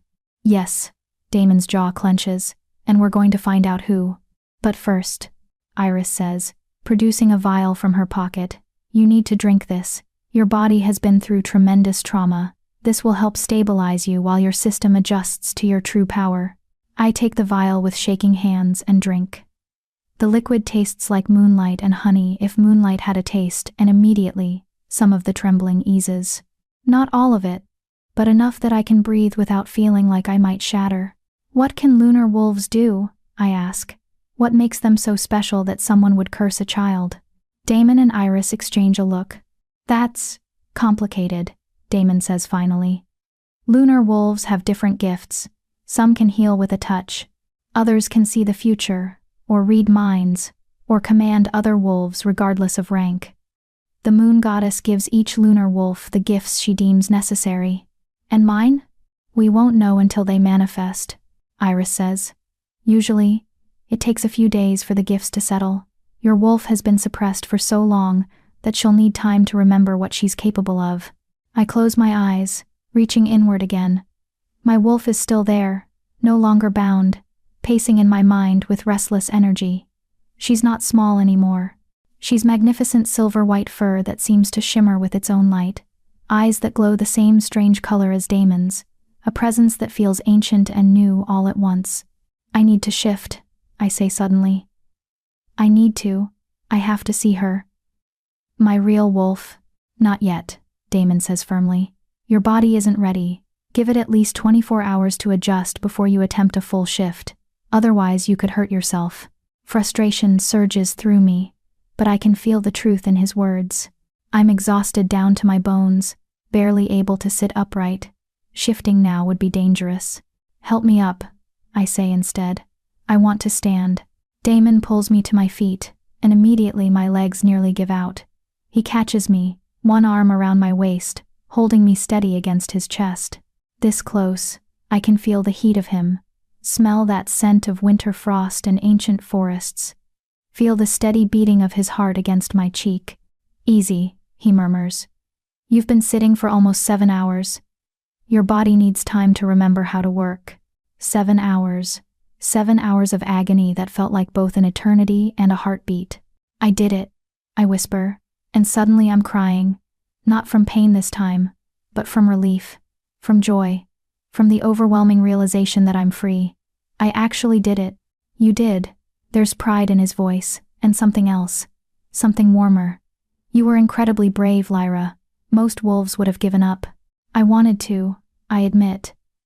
So many times I wanted to tell you to stop, but you didn't. His arm tightens around me. That's what matters. We stand like that for a long moment, me leaning against him holding me up, while Iris watches with an unreadable expression on her ancient face. The king should take you to your rooms, she finally says. You need rest. Real rest, not just sitting. Your body needs to recover. I can walk, I protest weakly. No, Damon says. You can't. And then he's lifting me, actually lifting me into his arms like I weigh nothing. I should protest, should insist on my own 2 feet, but I'm too tired, too wrung out. So instead, I let my head fall against his shoulder and close my eyes. Thank you, I murmur. For this, for not giving up on me. I would never give up on you, he says, and there's something fierce in his voice. You're too important. I want to ask what he means by that. Want to understand why the Alpha King would care so much about a rejected Omega from an outer pack. But exhaustion is pulling me under, dragging me down into darkness. The last thing I remember before sleep claims me is the steady rhythm of his heartbeat and the feeling of absolute safety in his arms. 2 days later, I wake to sunlight streaming through windows and the smell of food. Real food, not the broth and tea Elena has been forcing down my throat for the past 48 hours. I sit up carefully, testing my body. The bone-deep exhaustion is gone, replaced by something else. Energy, vitality, strength that feels both familiar and completely foreign. My wolf stretches in my mind, content and powerful, no longer caged. You're awake, Elena says from the doorway, a tray in her hands. And sitting up. That's good. The king has been worried. Has he? I take the tray, gratefully, eggs, bacon, toast, fruit, orange juice. My stomach growls at the sight of it. I thought Alpha Kings didn't worry. This one does, more than he lets on. She sits in the chair beside my bed, watching me eat with approval. He's been checking on you every few hours, demanding updates from the healers, making sure you have everything you need. I don't know what to do with that information, so I focus on eating. Everything tastes incredible, like my senses have been sharpened along with my wolf. Elena, I say between bites. What do you know about lunar wolves? Only what everyone knows. They're rare, powerful, blessed by the moon goddess. She tilts her head. Why do you ask? Because apparently that's what I am, and I have no idea what that means. Understanding dawns in her eyes. Ah, that explains why the king has been intense these past few days. Intense, how? Issuing orders, calling in favors, digging through old records. She leans forward. He's trying to figure out who cursed you, Miss Winterbourne. And when the king sets his mind to something, he doesn't stop until he has answers. The thought of Damon, I've started thinking of him as Damon, not the Alpha King. Somewhere in the last 2 days investigating my past makes something warm unfurl in my chest. He's actually trying to find who hurt me, who stole 17 years of my life. Can I see him? I ask. I want to thank him, and I want to understand what happens now. He's in his study. I'll let him know you're awake and ready to receive visitors. Elena stands, smoothing her skirt. But Miss Winterbourne, you should know that the king has called a gathering for tonight. He's announcing your presence to the pack, your real presence, as a lunar wolf. Panic flutters in my chest. A gathering? But I'm not ready. You'll be fine, Elena says firmly. The king wouldn't put you in a situation you couldn't handle. And besides, the pack needs to know what you are. It's the only way to keep you safe. Safe from what? But Elena is already leaving, promising to return with the king shortly. I finish eating quickly and stumble to the bathroom. The mirror shows a stranger. My hair is the same brown it's always been, but there's a silver streak now, running from my temple through the length of it. My eyes, previously a muddy hazel, now have flecks of that same strange glowing color Damon's eyes hold. I look like what I am now. Changed, powerful, other. A knock at the door makes me jump. Come in, I call. Damon enters, and the sight of him makes my breath catch. He's in casual clothes, dark jeans, and a gray sweater, but he wears them like armor. His eyes scan me quickly, assessing, and I see relief flash across his face. You look better, he says. I feel better. I gesture to the mirror. Though I look different, the marks of a lunar wolf. He moves closer, studying the silver in my hair, the glow in my eyes. They'll become more pronounced as your power settles. Eventually, you'll be able to call on your wolf's appearance even in human form. Is that normal? For lunar wolves, yes. You exist somewhere between wolf and human in ways others don't. He reaches out, hesitates, then gently touches the silver streak in my hair. It's beautiful. The compliment makes heat rush to my cheeks. Elena said you've been investigating, trying to find who cursed me. I have. His hand drops. I've called in every favor I have, contacted every witch and magic user in my territory. Someone had to cast that curse. Lyra, someone with significant power and knowledge. That limits the pool considerably. And I have 3 names. 3 witches capable of crafting a suppression curse that sophisticated. His expression darkens. 2 are dead. The 3rd disappeared 17 years ago. 17 years. The same time I was cursed. Who is she? Her name is Morgana Thorne. She was a powerful witch, known for dark magic. And she vanished without a trace shortly after you would have been cursed. He pauses. The surname is a coincidence I don't believe in. Thorne. Like Callum Thorne. Like the family that rejected me. You think my mate's family cursed me? The words taste like ash. I think it's a lead worth investigating. The timing is too perfect. And the Thorns have always been ambitious. If they somehow knew what you were, what you could become. He trails off, but the implication is clear. They cursed me to keep me weak, to make sure I could never challenge them, never rise to my true potential. And when Callum rejected me, that was just the final insult. The last way to make sure I stayed broken. Rage surges through me, hot and bright, and my wolf snarls in response. The air in the room crackles with power, my power, leaking out for the first time without the curse to contain it. Lyra. Damon's voice cuts through my fury. Breathe. Control it. They knew. I snarl, and I can hear the wolf in my voice. They knew what I was and they cursed me. Made me weak. Made me worthless. And then he rejected me, because of the very curse his family probably placed. We don't know for certain, don't we? I'm shaking now, power rolling off me in waves. The timing, the name, the rejection, it all makes sense. They wanted to make sure I never became a threat. And now you are one, Damon says. And there's satisfaction in his voice. Now you're exactly what they feared. A lunar wolf. Under my protection. With every reason to want revenge. The thought of revenge is intoxicating. The idea of going back to Crescent Moon Pack and showing Callum exactly what they rejected. But beneath the rage, there's hurt. Deep, aching hurt at the betrayal of it all. Why? I whisper. I was 6 years old, just a child. Why curse a child? Because lunar wolves are born, not made. Someone must have recognized what you were, even then. Maybe the way you shifted, or the power you displayed, or some other sign. Damon moves closer, his presence steadying, and they were afraid. Power makes people do terrible things out of fear. I sink onto the edge of the bed, my anger draining away as quickly as it came, leaving only exhaustion. What happens now? Now, we prepare you. Your power is raw, untrained. You need to learn control before you can truly use it. And tonight, we announce what you are to my pack. Let everyone know that you're under my protection, that harming you means answering to me. And then we go back to Crescent Moon Pack. His eyes glow brighter. We find out the truth about who cursed you. We get justice.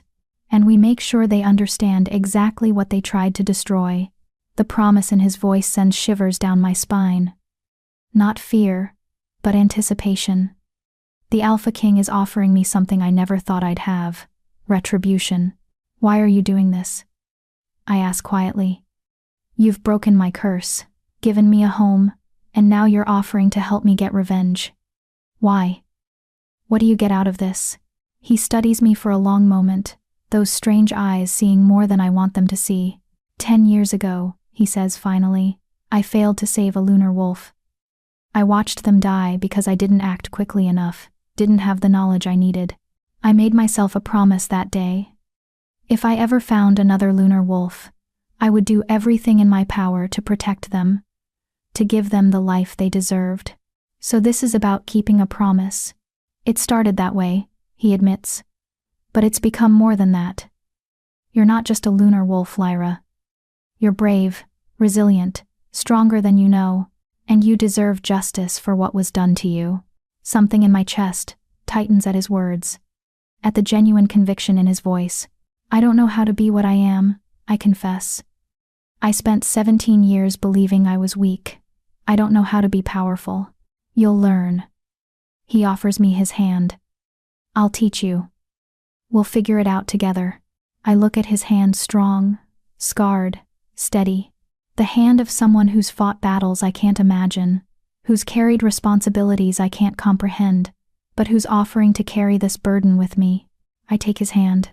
Together. I agree. His fingers close around mine, and I feel it again, that connection that's not the mate bond but something else.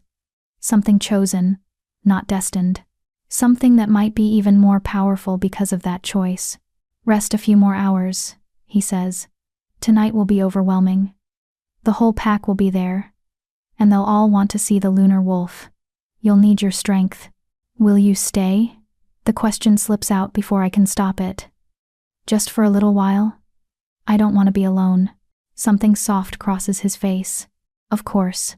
He settles into the chair Elena vacated, and we sit in comfortable silence, him watching over me feeling safer than I have in years, and for the first time since Callum rejected me. For the first time since my world fell apart. I feel like maybe, just maybe, I'm exactly where I'm supposed to be. Not because the moon goddess destined it, but because I chose it. And sometimes, chosen fates are the most powerful ones of all. That evening, the gathering is held in the largest hall in the palace, a space that can hold over 1,000 wolves. Elena helps me dress in clothes. Damon sent a silver gown that shimmers like moonlight, fitted but elegant, making the silver streak in my hair glow even brighter. You look like a queen, Elena says, pinning the last section of my hair. I look terrified. I correct. That too, but mostly like a queen. Damon comes to escort me personally, and the sight of him in formal attire, all black, except for a silver insignia on his chest, makes my mouth go dry. He looks every inch the Alpha King, powerful and dangerous and absolutely magnetic. Ready? He asks. No, but let's do it anyway. He offers his arm, and I take it, letting him lead me through corridors filled with wolves. They all stop to stare as we pass, their eyes widening, their heads bowing. They can feel it, I realize. Feel what I am, even if they don't know the specifics yet. We reach the doors to the great hall, and I can hear the murmur of hundreds of voices beyond. Breathe, Damon murmurs. You're not alone. I'm right here. Don't leave me, I whisper.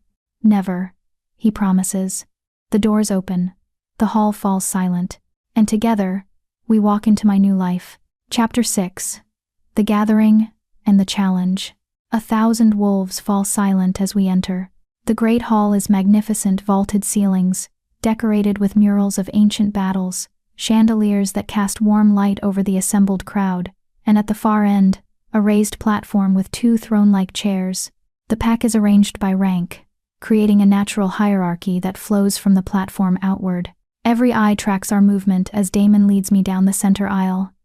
I can feel their curiosity, their speculation, their assessment. Some faces show intrigue, others confusion, and a very few show something that looks like recognition, like they know what I am before Damon even speaks.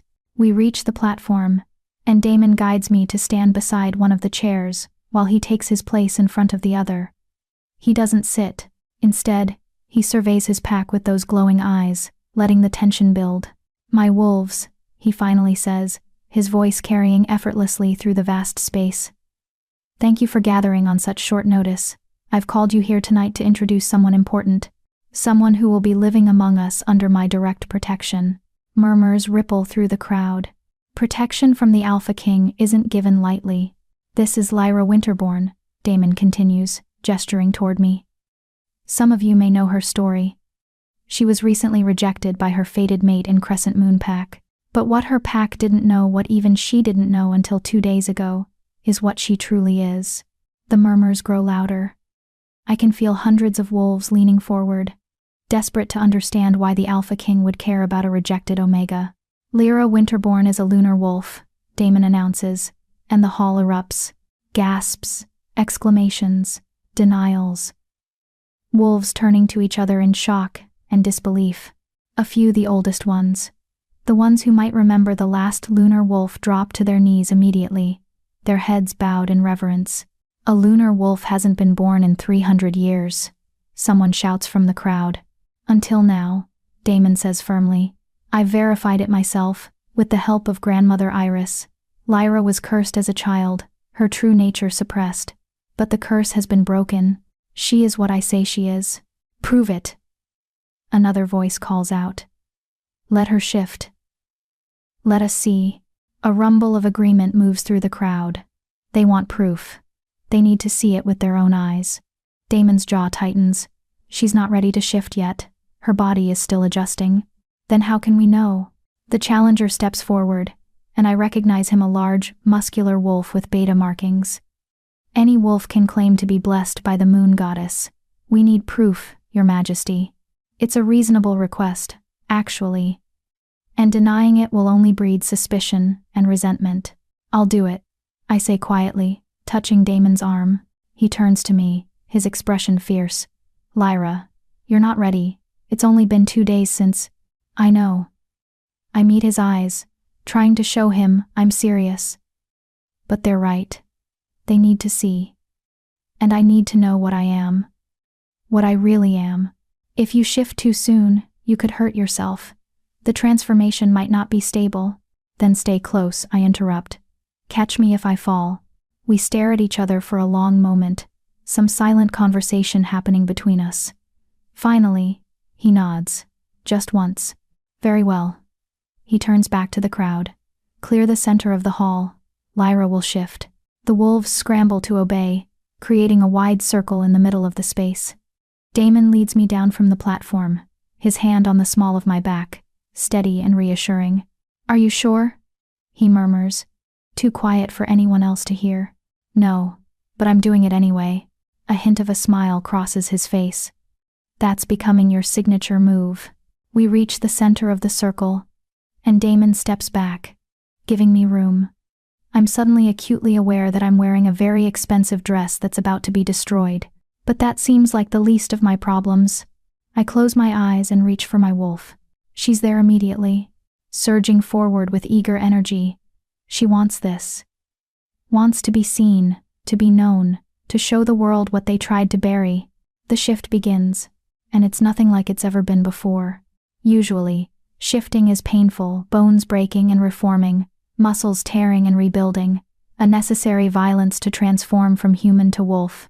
But this is different. This is ecstasy. Power floods through me as my wolf takes control, reshaping our form with a grace I've never felt. My bones don't break, they flow. My muscles don't tear, they expand. The transformation happens in seconds instead of minutes. Smooth and seamless and completely natural. And then I'm standing on 4 legs, and the world looks different, sharper, clearer, more vibrant. I can smell individual wolves in the crowd, their emotions, their health, their rank. Can hear heartbeats 100 feet away. Can feel the pull of the moon even though we're inside, even though it's not visible. But more than that, I can feel my size, my power. I'm huge. Easily the size of an alpha male, possibly larger. My fur is silver white, shimmering with an ethereal glow that casts light across the stone floor. My eyes, I can't see them, but I can feel them burning with that strange lunar luminescence. The hall is completely silent. Every wolf frozen, staring at me with expressions ranging from awe to terror to reverence. Then, as one, they drop to their knees. All of them, even the betas, even the ranked wolves who would normally only bow to the Alpha King himself. All, except Damon. He stands before me, his eyes meeting mine, and something passes between us. Recognition, respect, maybe even something more. Behold, he says, his voice carrying through the silent hall. A lunar wolf. Blessed by the moon goddess herself. Under my protection, and therefore under the protection of this entire pack. He holds my gaze, and I see the question there. Are you okay? I'm more than okay. I'm powerful. I'm free. I'm everything I was supposed to be.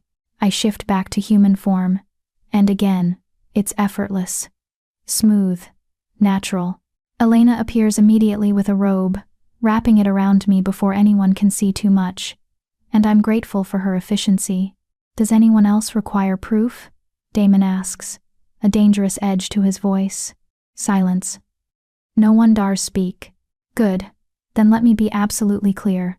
His alpha power radiates outward, making even me want to bare my throat in submission. Lyra Winterborn is under my personal protection. Anyone who harms her, threatens her, or even speaks ill of her will answer directly to me. Is that understood? A chorus of "Yes, Your Majesty" echoes through the hall. Excellent. Now, Damon begins, but he's cut off by a commotion at the hall's entrance. The doors burst open, and a group of wolves enters. They're clearly not from this pack, their clothes mark them as travelers, and their bearing suggests they're ranked wolves from somewhere else. But it's the man leading them who makes my blood run cold. Callum Thorne, my rejected mate. Here, in Damon's hall, looking shocked and furious in equal measure. What is the meaning of this interruption? Damon's voice drops to something lethal. This is a private pack gathering. Alpha King, Callum says, bowing his head in a show of respect that seems forced. Forgive the intrusion. We've traveled from Crescent Moon Pack with urgent news for you. What news requires you to barge into my hall unannounced? News about Callum's eyes find me, and shock registers on his face. Lyra? What are you doing here? I don't answer. Can't answer. My throat has closed up with the sudden surge of emotions, anger, hurt, humiliation, and beneath it all, a small voice wondering if he regrets his rejection now that he can see what I really am. Miss Winterborn is my guest, Damon says coldly. And you didn't answer my question. What news? Callum tears his gaze from me with visible effort. Alpha Dominic sent us to inform you that there's been an incident. A witch was found dead on our territory 3 days ago. Murdered. We believe it might be connected to the old magic you were investigating. The temperature in the hall seems to drop 10 degrees. Damon's power surges, making the air crackle with tension. A witch? He asks, too calmly. What witch? We don't know her name yet. But she was old, Your Majesty. Very old. And she had marks of dark magic use all over her body. Callum hesitates.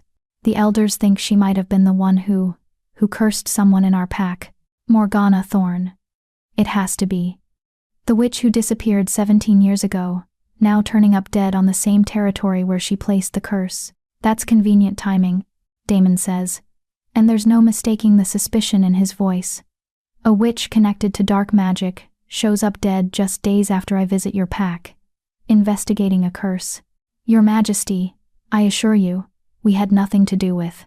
Didn't you? Damon steps forward, and Callum actually backs up. Tell me, Callum Thorne, does the name Morgana Thorne mean anything to you? Callum's face goes pale. She's my great aunt. But she disappeared before I was born. No one's heard from her in 17 years, I say, finding my voice. She disappeared 17 years ago, right after I was cursed. Callum's eyes snap back to me. Cursed? Lyra, what are you talking about? I'm talking about the suppression curse that was placed on me when I was 6 years old. The curse that made me appear weak, made my wolf seem small, gave you every excuse to reject me as worthless. My voice is steady now, cold. The curse that your great aunt probably cast. That's insane, Callum sputters. Why would my family curse you? We didn't even know you back then. Didn't you? Damon interrupts. Your families have lived in the same pack for generations. Your father is the Alpha's nephew, her father is the Beta. You're telling me there's no connection? I'm telling you I had nothing to do with any curse. Callum's face is flushed now, angry and defensive. And neither did my family. My great-aunt was always strange, always into dark magic. But she disappeared long before. Before what? I ask. Before I became inconvenient? Before I could challenge your family's position in the pack? You couldn't challenge anyone, Callum snaps, then seems to realize what he said. I mean, before the curse was broken, you were weak. I finish for him. Yes, I was. Because someone made me weak. Someone who didn't want me to grow into my power. What power? But even as he asks, I see understanding dawn on his face, see him take in the silver in my hair, the glow in my eyes, the way every wolf in this hall is watching me with reverence. No, you can't be a lunar wolf, Damon confirms. The mate you rejected is one of the rarest, most powerful wolves in existence. She was always meant to be extraordinary. Someone just made sure she never realized it. The color drains from Callum's face completely. He stares at me like he's seeing a ghost. If I had known, you would have done what? I ask, and I'm surprised by how calm I sound. Kept me? Used me? Tried to control my power for your own gain? I would have. He stops, seeming to realize there's no good answer. Lyra, I'm sorry. I didn't know. You have to believe me. I don't have to believe anything. I step closer to him, and I see him flinch. Good. You rejected me, Callum. You looked at me, and decided I wasn't worth keeping. That rejection saved my life, brought me here, led to the curse being broken. So maybe I should be thanking you. Lyra, don't. I hold up a hand. You made your choice. Now live with it. The hall is silent. Everyone watching this confrontation play out, watching the rejected Omega face down the mate who cast her aside. The witch's body, Damon says, drawing attention back to the larger issue. I want to see it. And I want access to the Thorne family records, going back at least 20 years. Your Majesty, I'm not sure my family will. I wasn't asking for permission. Damon's voice drops to something dangerous. A lunar wolf was cursed on your pack's territory, possibly by a member of your own family. That makes this my business. You can cooperate willingly, or I can make cooperation mandatory. Your choice. Callum swallows hard. Of course, Your Majesty. Whatever you need. Good. We'll return to Crescent Moon Pack tomorrow. Damon turns to me. If you're ready. Am I ready to go back? To face the pack that pitied me, the mate who rejected me, the family that might have been responsible for cursing me? No. But I'm going anyway. I'm ready. I say. Then it's settled. Damon addresses the hall. This gathering is concluded. Return to your homes. We have much to prepare. The wolves begin to disperse, but I catch Callum staring at me. There's regret in his eyes, maybe even longing. Like he's only now seeing what he threw away. Too late. Far too late. I turn my back on him and follow Damon from the hall, leaving my rejected mate to stew in his own mistakes. Later that night, I can't sleep. Again. Tomorrow, I'll return to Crescent Moon Pack not as the broken, rejected Omega who left, but as something entirely different. A lunar wolf under the Alpha King's protection. Someone with power and purpose. But beneath the anticipation, there's fear. What if Morgana Thorne's death isn't a coincidence? What if someone killed her to cover their tracks? What if going back puts me in danger? A soft knock at my door interrupts my spiraling thoughts. "Come in," I call. Damon enters, still dressed from the gathering, looking tired in a way I haven't seen before. Like the weight of his responsibilities is particularly heavy tonight. "Can't sleep either?" I ask. "Too much to think about." He sits in the chair by my bed, the same one he's occupied before, like it's becoming his place. "How are you feeling? That was a lot for one evening." "I'm okay. Better than okay, actually." I pull my knees up to my chest, seeing Callum's face when he realized what I am. That felt good. Is that terrible? It's human. A slight smile crosses his face. Or wolf. Whatever applies. We sit in comfortable silence for a moment, and I'm struck again by how easy it is to be around him. How safe I feel in his presence. "Damon," I say quietly, "what happens if we find proof that the Thorns cursed me? What happens to them?" His expression hardens. "Then they'll face justice. No one curses a child and walks away unpunished. Not in my territory. Even if it causes problems with Crescent Moon Pack? Even if Alpha Dominic objects? Even then." He leans forward, his eyes intense. "You need to understand something, Lyra. You're not just any wolf now. You're a lunar wolf, blessed by the moon goddess herself. Harming you is an offense against the divine. Any alpha worth his position would demand justice. And if they don't, then I'll take it anyway." There's no compromise in his voice. "I've already failed one lunar wolf. I won't fail another."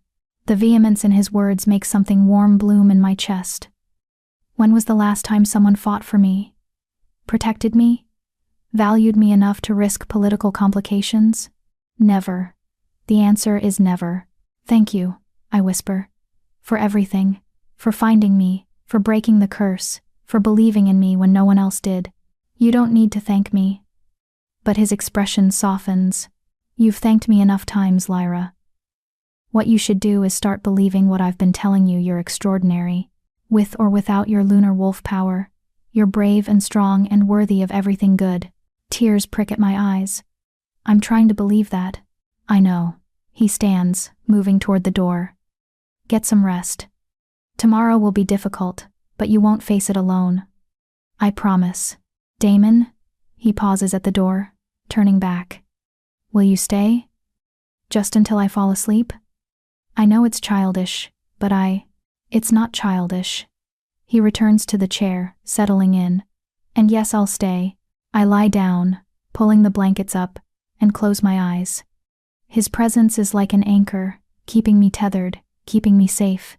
"Lyra?" His voice is soft in the darkness. "Yes? For what it's worth. I'm glad I found you." I smile into my pillow. "I'm glad you found me too." Sleep comes easier this time, with the Alpha King watching over me, and my dreams for once are peaceful. Tomorrow, we go back to where it all began. Tomorrow, we find answers. Tomorrow, I face my past with the power to change my future. And I'm not afraid. Not anymore. Hit subscribe if watching Lyra stand up to the mate who threw her away felt like justice you needed to see. Because rejected wolves like her deserve an audience that won't look away when the truth gets uncomfortable. Comment below if you've ever been told you weren't enough. Lyra's standing for all of us who were made to feel small. Chapter 7. Return to Crescent Moon Pack. The motorcade leaves at dawn, just like before. But everything else is different. This time, I ride in the lead vehicle with Damon. This time, I'm not running away, I'm returning with power. This time, I'm not alone.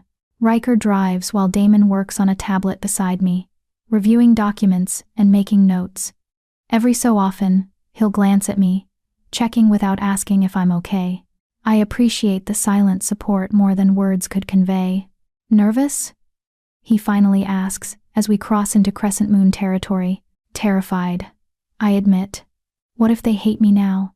What if they think I've gotten above myself, coming back with the Alpha King like I'm something special? "You are something special." He sets down the tablet, giving me his full attention.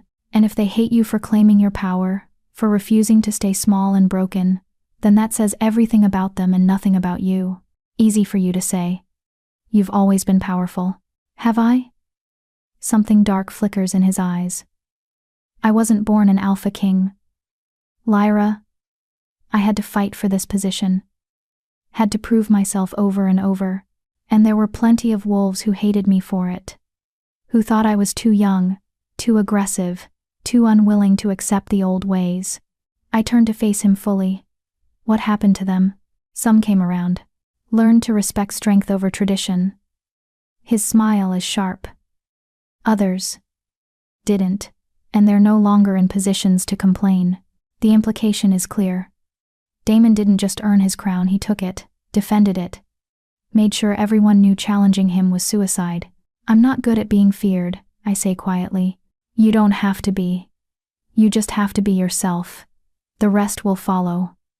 He reaches over and squeezes my hand briefly. Besides, you have me. Anyone who wants to get to you has to go through me first. The casual possessiveness in his words shouldn't make my heart race, but it does. We arrive at Crescent Moon Pack's main compound just after noon. Word of our arrival must have spread, because what seems like the entire pack has gathered in the central square. I see familiar faces, my parents near the front, May bouncing on her toes with barely contained excitement, Alpha Dominic looking simultaneously welcoming and nervous, and there, standing with the ranked wolves, is Callum. He's not looking at the motorcade. He's staring at the ground, his shoulders tense, his jaw clenched. Good. Let him stew. The vehicles stop, and Riker opens Damon's door first, then comes around for mine. I step out into the afternoon sunlight, and the crowd's reaction is immediate. Gasps, whispers. Wolves pressing closer to get a better look at me, at what I've become. I'm wearing clothes Elena selected, sleek black pants, a silver blouse that matches the streak in my hair, and boots made for both fashion and function. I look nothing like the broken girl who left here days ago. Lyra. My mother breaks free from the crowd, rushing toward me with tears streaming down her face. Oh, my baby, look at you. She hugs me fiercely, and I hug her back, breathing in her familiar scent. My father joins us, his arms coming around us both, and for a moment, I'm just their daughter again. Not a lunar wolf, not someone important. Just Lyra. We heard what happened, my father murmurs. That you're what you are. I can't believe we never knew. No one knew, I say, pulling back to look at them. That was the point of the curse, which we will be investigating thoroughly, Damon says, joining us. His presence immediately makes the crowd quiet, every wolf turning their attention to him. Alpha Dominic, shall we speak privately? Of course, Your Majesty. Dominic gestures toward the Alpha House. I've prepared rooms for you and your men. And the body is being kept in cold storage. As you requested. Good. We'll examine it after we've settled in. Damon glances at me. Lyra, you should spend time with your family. I'll send for you when we're ready to investigate. It's not a request, but it's not quite a command either. More like a suggestion from someone who wants me to be comfortable. The consideration makes something warm bloom in my chest. Okay. I agree. Damon and his men follow Dominic toward the Alpha House, leaving me with my parents and the crowd of curious onlookers. May appears at my side immediately, linking her arm through mine. You have to tell me everything, she demands. Everything. What's the capital like? What's the Alpha King like? Are the rumors about his palace true? Does he really have a throne room made of silver? May, let her breathe, my mother chides, but she's smiling. We walk back to our family home, and it feels surreal. Everything looks the same streets I walked as a child, the same houses, the same trees. But I'm different, fundamentally, irreversibly different. Inside, my mother immediately starts making tea while May peppers me with questions. My father sits heavily in his chair, studying me with an expression I can't quite read. Dad? I ask. What's wrong? Nothing's wrong. I'm just... He shakes his head. I'm trying to understand how we missed it. How we didn't know our own daughter was cursed. What kind of father doesn't notice something like that? The kind whose daughter was cursed by a witch powerful enough to hide all evidence. I say, firmly, this isn't your fault. None of this is your fault. But the thorn is. His face darkens.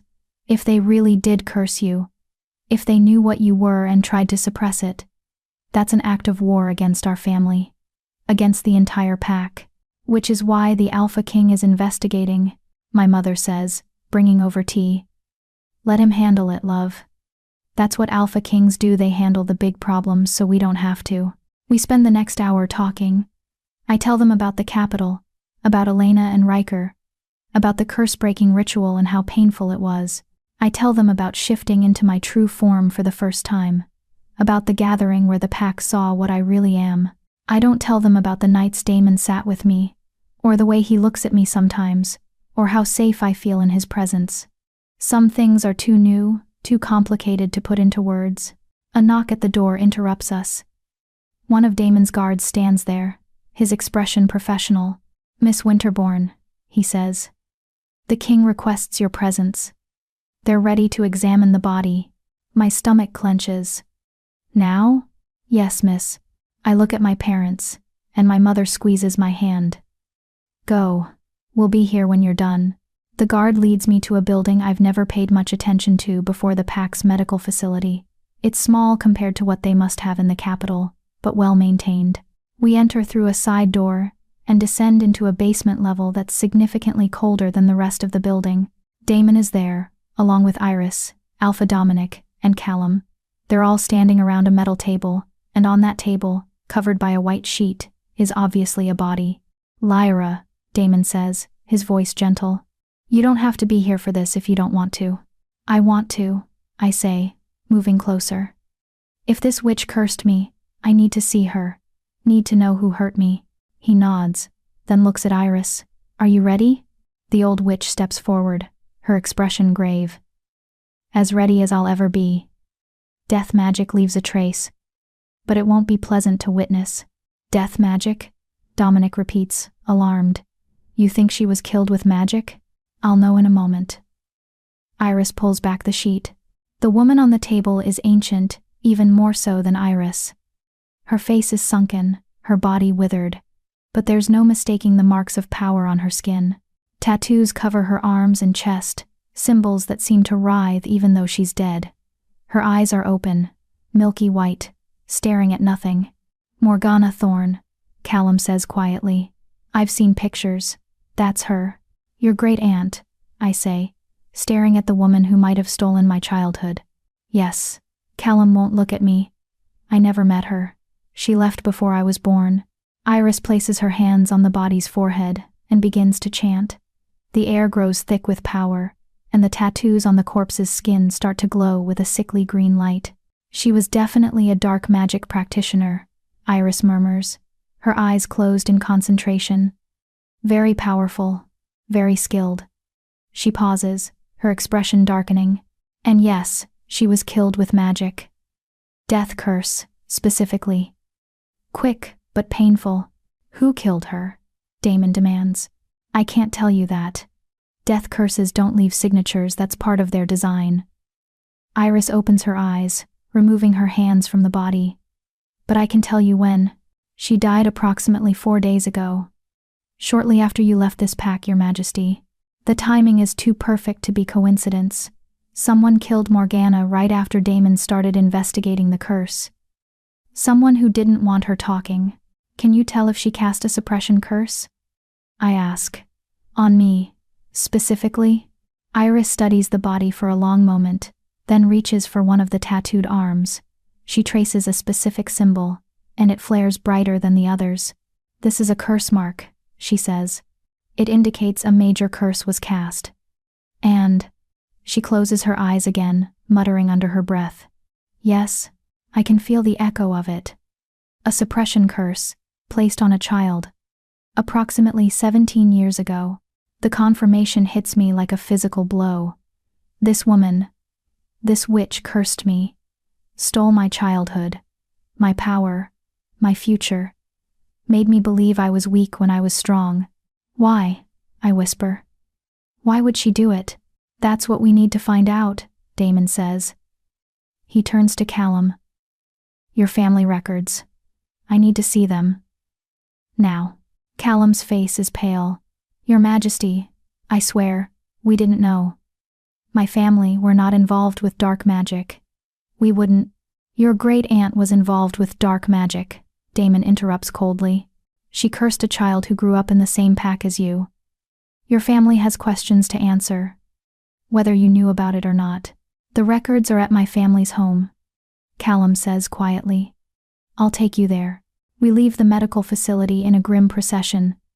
Damon, Iris, Riker, myself, Callum, and Alpha Dominic. The Thorn family home is on the edge of the pack's territory, a large house that speaks of old money and established power. Callum's father, the Alpha's nephew, meets us at the door. He's an older version of Callum, with the same amber eyes and sharp features. But there's a hardness to him that his son lacks. Alpha King, he says, bowing his head. This is unexpected. How can I help you? We need to see your family records, Damon says bluntly. Specifically, anything relating to Morgana Thorn and the time period 17 years ago. The man's expression doesn't change, but I see his jaw tighten. May I ask why? No. Damon's voice drops to something dangerous. You may show me the records, or I can have my men tear this house apart looking for them. Your choice. After a tense moment, Callum's father nods. This way. He leads us to a study lined with bookshelves and pulls out a leather-bound journal. This is the family chronicle. It records major events, births, deaths, important decisions. Damon takes the journal and begins flipping through it. I move closer, reading over his shoulder. The entries are dated, written in various hands across decades. Then Damon stops. His finger points to an entry dated 17 years ago, just a few months after I would have been cursed. Payment rendered to MT for services regarding the Beta's daughter. The girl's power has been successfully contained. The bloodline is secure. The words swim before my eyes. Payment, services, my power contained. The bloodline is secure? I read aloud, my voice shaking. What does that mean? Callum's father has gone completely white. I don't know. I was young when that was written. I didn't know. Who wrote this? Damon demands. My father. He died 10 years ago. How convenient. Damon's eyes are glowing now, power radiating off him in waves. Your father paid to have a child cursed. Why? I don't know. The man actually backs up, fear evident on his face. I swear, I knew nothing about this. But you can guess, I say, and suddenly I understand. You can guess why your father would want to contain my power, why securing the bloodline would matter. The man says nothing, but his silence is answer enough. Tell them, Callum says quietly. He's staring at his father with something like horror. Tell them the truth. His father closes his eyes. There was a prophecy, he says finally. When Lyra was born, one of the pack's seers had a vision. She said that the Beta's daughter would one day be more powerful than any Alpha, that she would change the pack's hierarchy, threaten the established order. So, you cursed her, Damon says, his voice deadly calm. You paid a dark witch to suppress a child because you were afraid she might be powerful enough to challenge your position. It wasn't just about position, the man protests weakly. The seer said her power could destroy the pack if it wasn't controlled. We thought we were protecting everyone. You thought you were protecting yourselves, I interrupt. My voice is cold, emotionless, but inside I'm screaming. You were afraid a 6-year-old girl might someday be strong enough to threaten your family's status, so you cursed her, made her weak, made her believe she was worthless. And when your son rejected me as his mate, that was just the final way to keep me in my place, wasn't it? Lyra, I didn't know, Callum says desperately. I swear, I had no idea about any of this. Didn't you?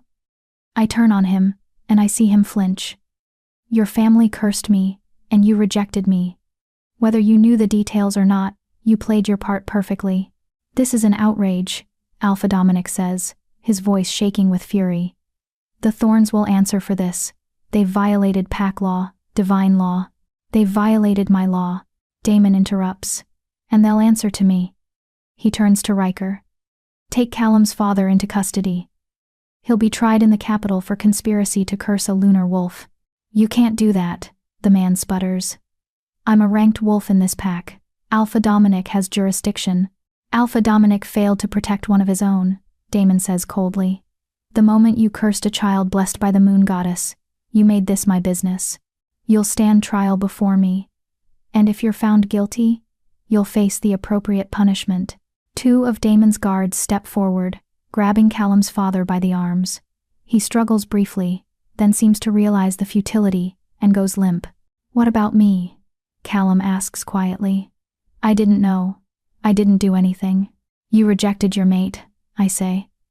Based on the false weakness your family created. You might not have known about the curse, but you still hurt me. Still cast me aside like I was nothing. I'm sorry, he whispers. Lyra, I'm so sorry. Your apology means nothing. The words are harsh, but they're true.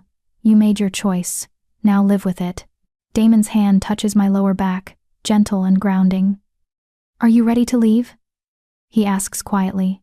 I look around the study at the journal that contains the evidence of my curse. At Callum, standing there, looking broken. At his father being led away in chains. This is what closure looks like. Not clean, not satisfying, just done.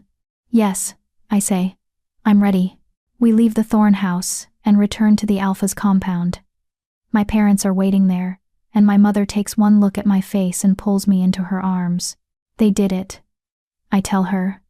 The Thorns. They paid to have me cursed because they were afraid of what I might become. She holds me tighter, and I feel her tears soaking into my hair. I'm so sorry, baby. I'm so sorry we didn't protect you. It's not your fault. And I mean it. This isn't about my parents, or even about me.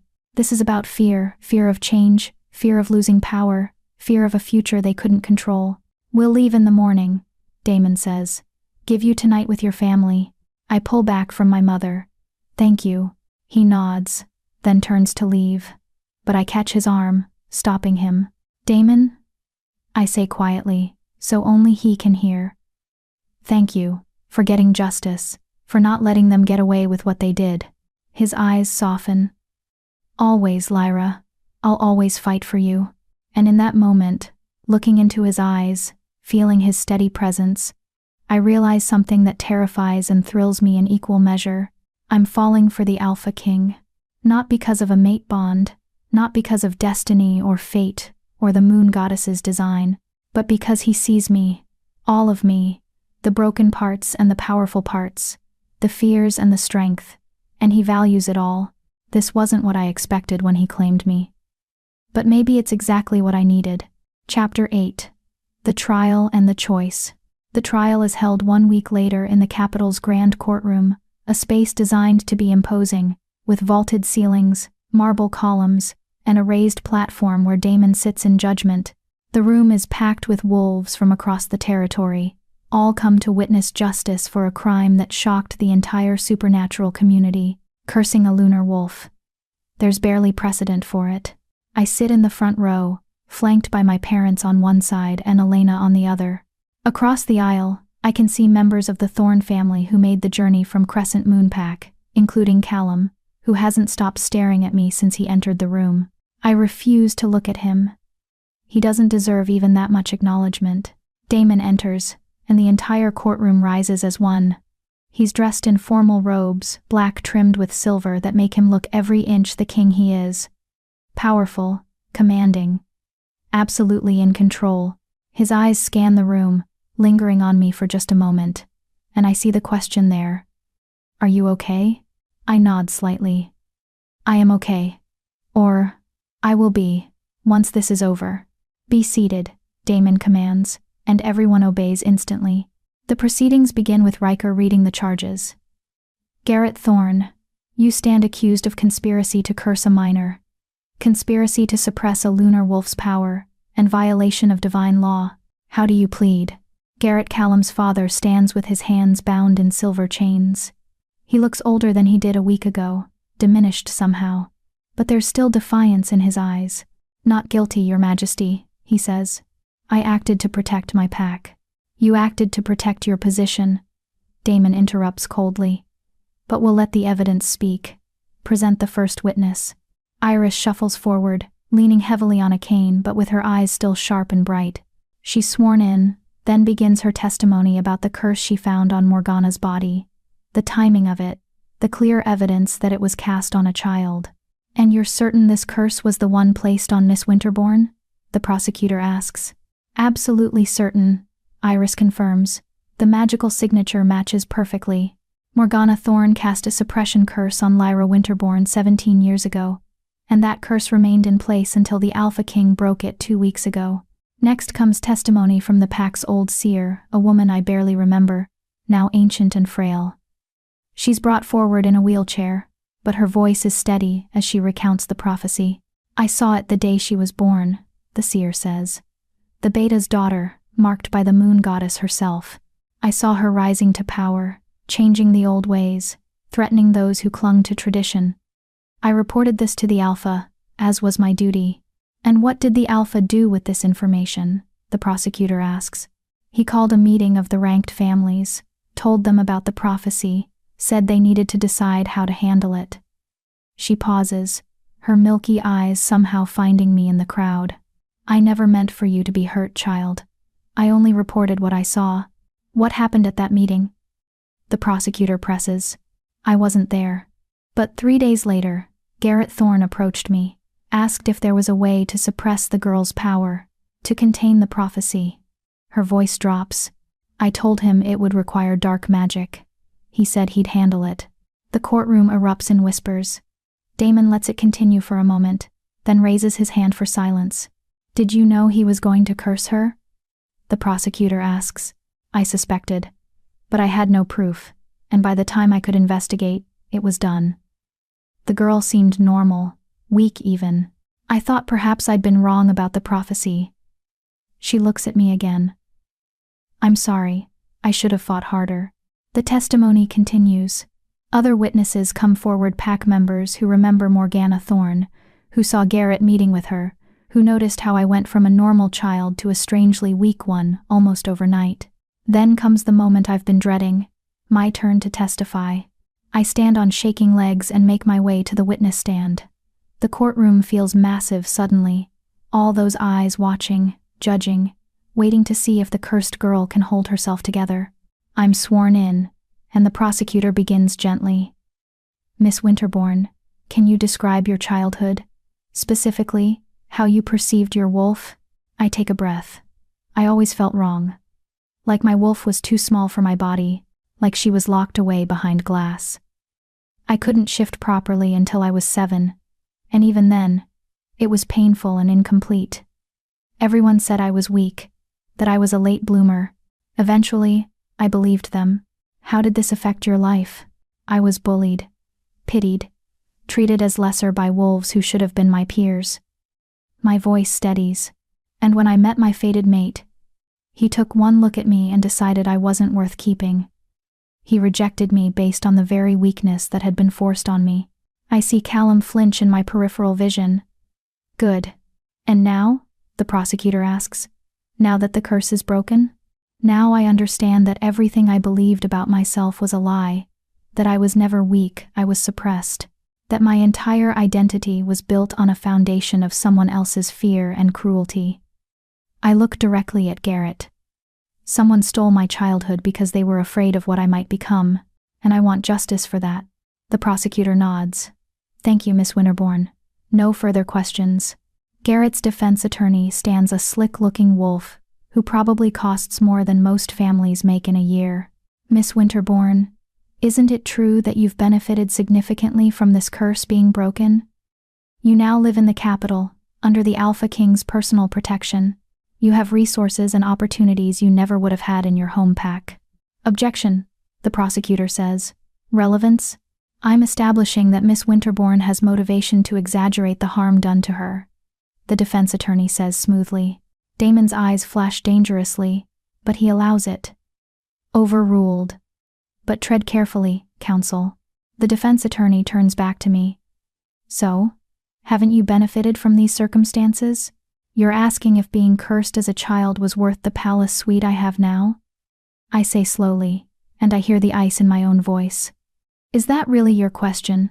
I'm asking if your current comfortable position might influence your testimony. My current position exists because someone tried to destroy me and failed. I interrupt. Because the Alpha King broke a curse that should never have been placed. Yes, I have opportunities now. But I also have 17 years of pain, humiliation, and self-hatred that I'll carry forever. So no, counsel, I haven't benefited from being cursed. I've survived it. There's a difference. The defense attorney backs down, clearly realizing he's not going to score points by attacking me. No further questions. I return to my seat, and my mother squeezes my hand. You did well, she whispers. The trial continues for hours. More witnesses, more evidence, more testimony about Garrett's meetings with Morgana, about payments made in secret, about the prophecy that started it all. Finally, Garrett himself takes the stand. I did what I thought was right, he says, his voice steady despite the chains. The seer's prophecy was terrifying. She said this girl would threaten the pack's stability, that her power could destroy everything we'd built. I was trying to protect my family, my pack, my way of life. By cursing a 6-year-old child? The prosecutor asks incredulously. By containing a threat before it could manifest. Garrett's eyes find mine. I'm not sorry I did it. I'm only sorry it didn't work permanently. The courtroom explodes. Wolves shouting, calling for his blood, demanding immediate punishment. Even Damon looks shocked by the blatant lack of remorse. Order. Damon's voice cuts through the chaos like a blade. There will be order in this court. Silence falls, but the anger remains, thick and palpable. You stand before this court, confess to cursing a child blessed by the moon goddess herself, and claim you're not sorry? Damon's voice is deadly quiet now. You feel no remorse for stealing 17 years of her life? For causing her pain, humiliation, rejection? I feel regret that it wasn't permanent, Garrett says, and there's actual hatred in his eyes now. Because now she's exactly what we feared. Powerful, protected, positioned to threaten everything we've built. I threaten nothing, I say, standing. I shouldn't speak, should wait for the verdict, but I can't stay silent. I just want to be free, to live without someone deciding my power is too dangerous to exist. Your power is dangerous, Garrett spits. Lunar wolves have toppled dynasties, destroyed packs, reshaped entire territories. You think you're different? You're not. Give it time, and you'll do the same. That's enough, Damon says, standing. His power floods the room, making every wolf bare their throat in automatic submission. I've heard enough. This court will recess for 1 hour while I consider the verdict. He leaves through the back door, and guards escort Garrett back to holding. The courtroom slowly empties, wolves heading outside to discuss what they've witnessed. I stay seated, unable to move. Garrett's words echoing in my mind. Your power is dangerous. You'll destroy everything. He's wrong, my father says beside me. You're not dangerous. You're strong. There's a difference. Is there? I look at him. He cursed me because he was afraid of what I might become. What if he was right to be afraid? Then everyone should be afraid of everyone, May says fiercely. She's appeared at my other side, her eyes bright with anger. Everyone has the potential to hurt others. That doesn't mean we get to suppress them preemptively. She's right. I know she's right. But the doubt has been planted, and it's growing roots. Elena appears at my shoulder. The king wants to see you. In his chambers. I follow her through corridors I'm starting to know by heart, to the private rooms Damon uses when court is in session. He's standing by the window, still in his formal robes, looking out at the city below. You wanted to see me? I ask quietly. He turns, and the intensity in his eyes makes my breath catch. Are you okay? What Garrett said was designed to hurt me. I know that. I move closer. But it worked. He made me doubt myself, doubt whether I deserve this power. Lyra, what if he's right? The words burst out of me. What if lunar wolves are dangerous? What if I become the thing he was afraid of? Damon crosses the space between us in 3 strides, and takes my face in his hands, forcing me to meet his eyes. Listen to me very carefully. Power isn't dangerous. Fear of power is dangerous. Garrett didn't curse you because you were a threat. He cursed you because he was afraid of change, afraid of losing control, afraid that someone might challenge his authority. But the seer's prophecy. The seer said you'd change things, that you'd threaten the old ways. That's not the same as destroying the pack. His thumbs brush my cheekbones gently. Sometimes things need to change, Lyra. Sometimes the old ways need to be challenged. That doesn't make you a monster. That makes you necessary. I want to believe him, want to accept that my power is a gift, not a curse.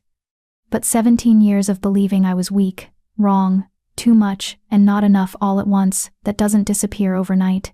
What verdict are you going to give? I ask instead.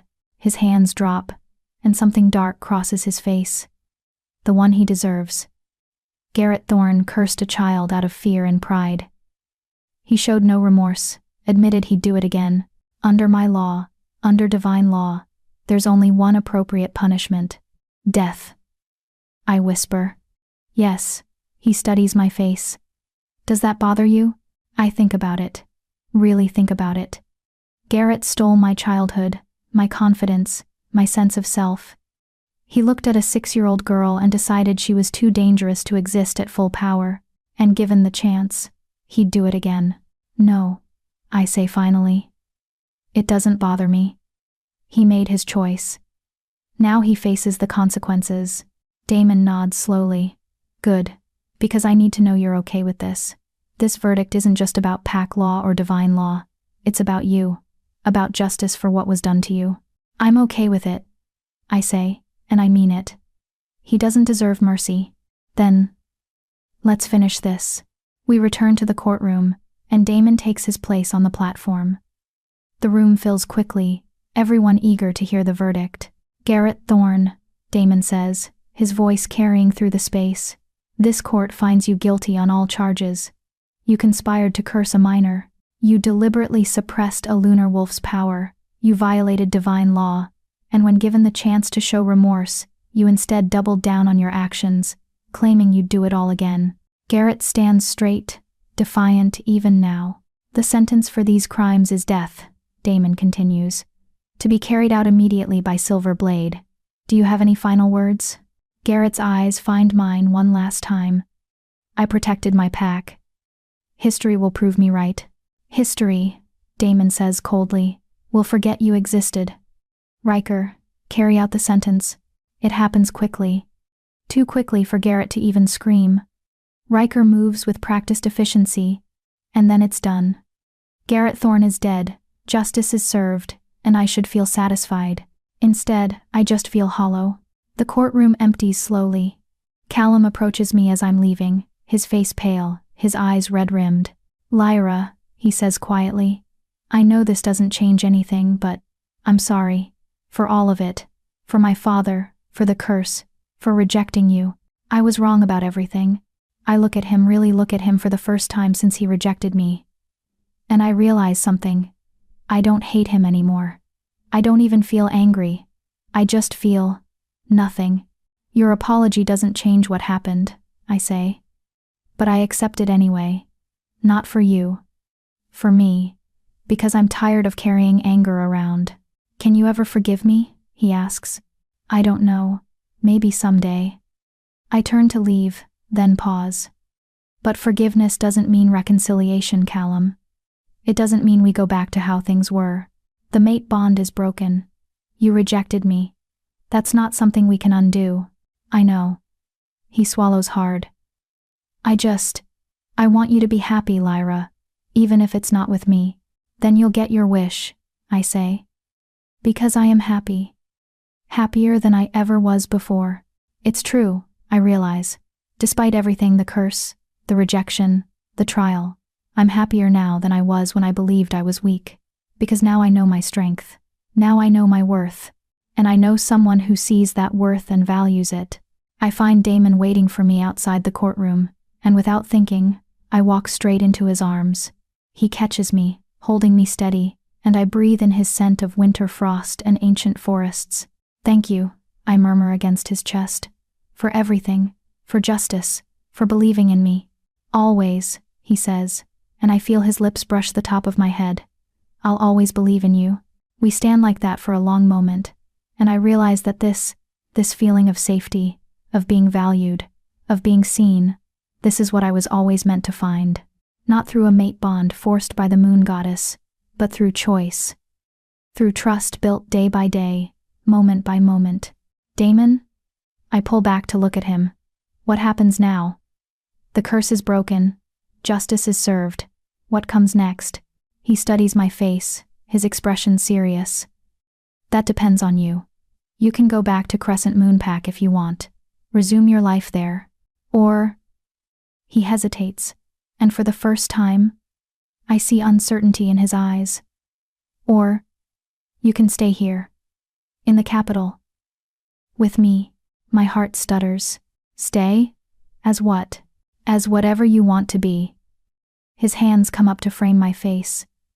As a member of my pack, as someone under my protection, as...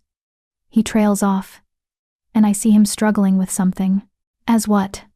I press. As mine, he finally says. Not because of a bond, not because of fate, but because I choose you.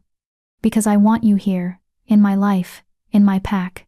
Because somewhere between breaking your curse and fighting for your justice, I fell for you, Lyra Winterborn, and I'm asking no, I'm begging for you to give us a chance. I stare at him, stunned. The Alpha King, powerful, commanding, untouchable, is begging me for a chance. You fell for me? I whisper. Completely. There's no hesitation in his voice now. I know it's fast. I know you've been through hell. I know you might not feel the same way. But I had to tell you. Had to let you know that this isn't just about protecting a lunar wolf anymore. This is about protecting you. Wanting you. Choosing you. Joy floods through me, bright and warm and overwhelming. You're right, I say. It is fast. It is crazy. And I absolutely feel the same way. His eyes widen. You do? I do. I reach up, touching his face the way he's touching mine. I don't know when it happened. Maybe when you broke my curse. Maybe when you fought for my justice. Maybe it was earlier, when you first told me I wasn't weak. But somewhere along the way, I fell for you too, Damon. Hard. The smile that crosses his face is beautiful, genuine and unguarded, and absolutely radiant. Then stay, he says. Stay here with me. Let me court you properly. Let me show you what it means to be chosen, not destined. Yes, I breathe. Yes, I'll stay. He kisses me then, a kiss that's nothing like I imagined a first kiss would be. It's not gentle or tentative. It's claiming and possessive, and full of all the emotion we've been holding back. His hands slide into my hair, tilting my head to deepen the kiss, and I melt into him, into this moment, into this choice we're making. When we finally break apart, we're both breathing hard, and I can see silver light dancing in his eyes, his wolf responding to mine, recognizing the bond we're building. I have to warn you, he says, his forehead resting against mine. I'm not an easy man to love. I'm demanding, possessive, and I have a kingdom to run. Being with me won't be simple. Good, I say, because I'm not a simple woman anymore. I'm a lunar wolf with power I'm still learning to control. I'm demanding in my own way, and I refuse to be anything less than an equal partner. His smile widens. Perfect. I wouldn't want you any other way.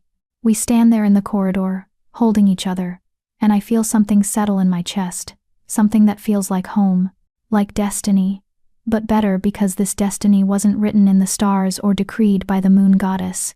This destiny is ours, built by choice, by trust, by love that's earned rather than given. And as Damon kisses me again, surrounded by the palace that's becoming my home, I realize something important. Sometimes being rejected by your fated mate is the best thing that can happen to you, because it frees you to find something better, something real, something chosen. And sometimes, the Alpha King, who claims you, becomes so much more than a protector. He becomes your partner, your equal, your choice, and that is more powerful than any mate bond could ever be.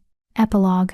6 months later, I'm standing on a balcony overlooking Eclipse City, watching the sun set, when Damon's arms wrap around me from behind.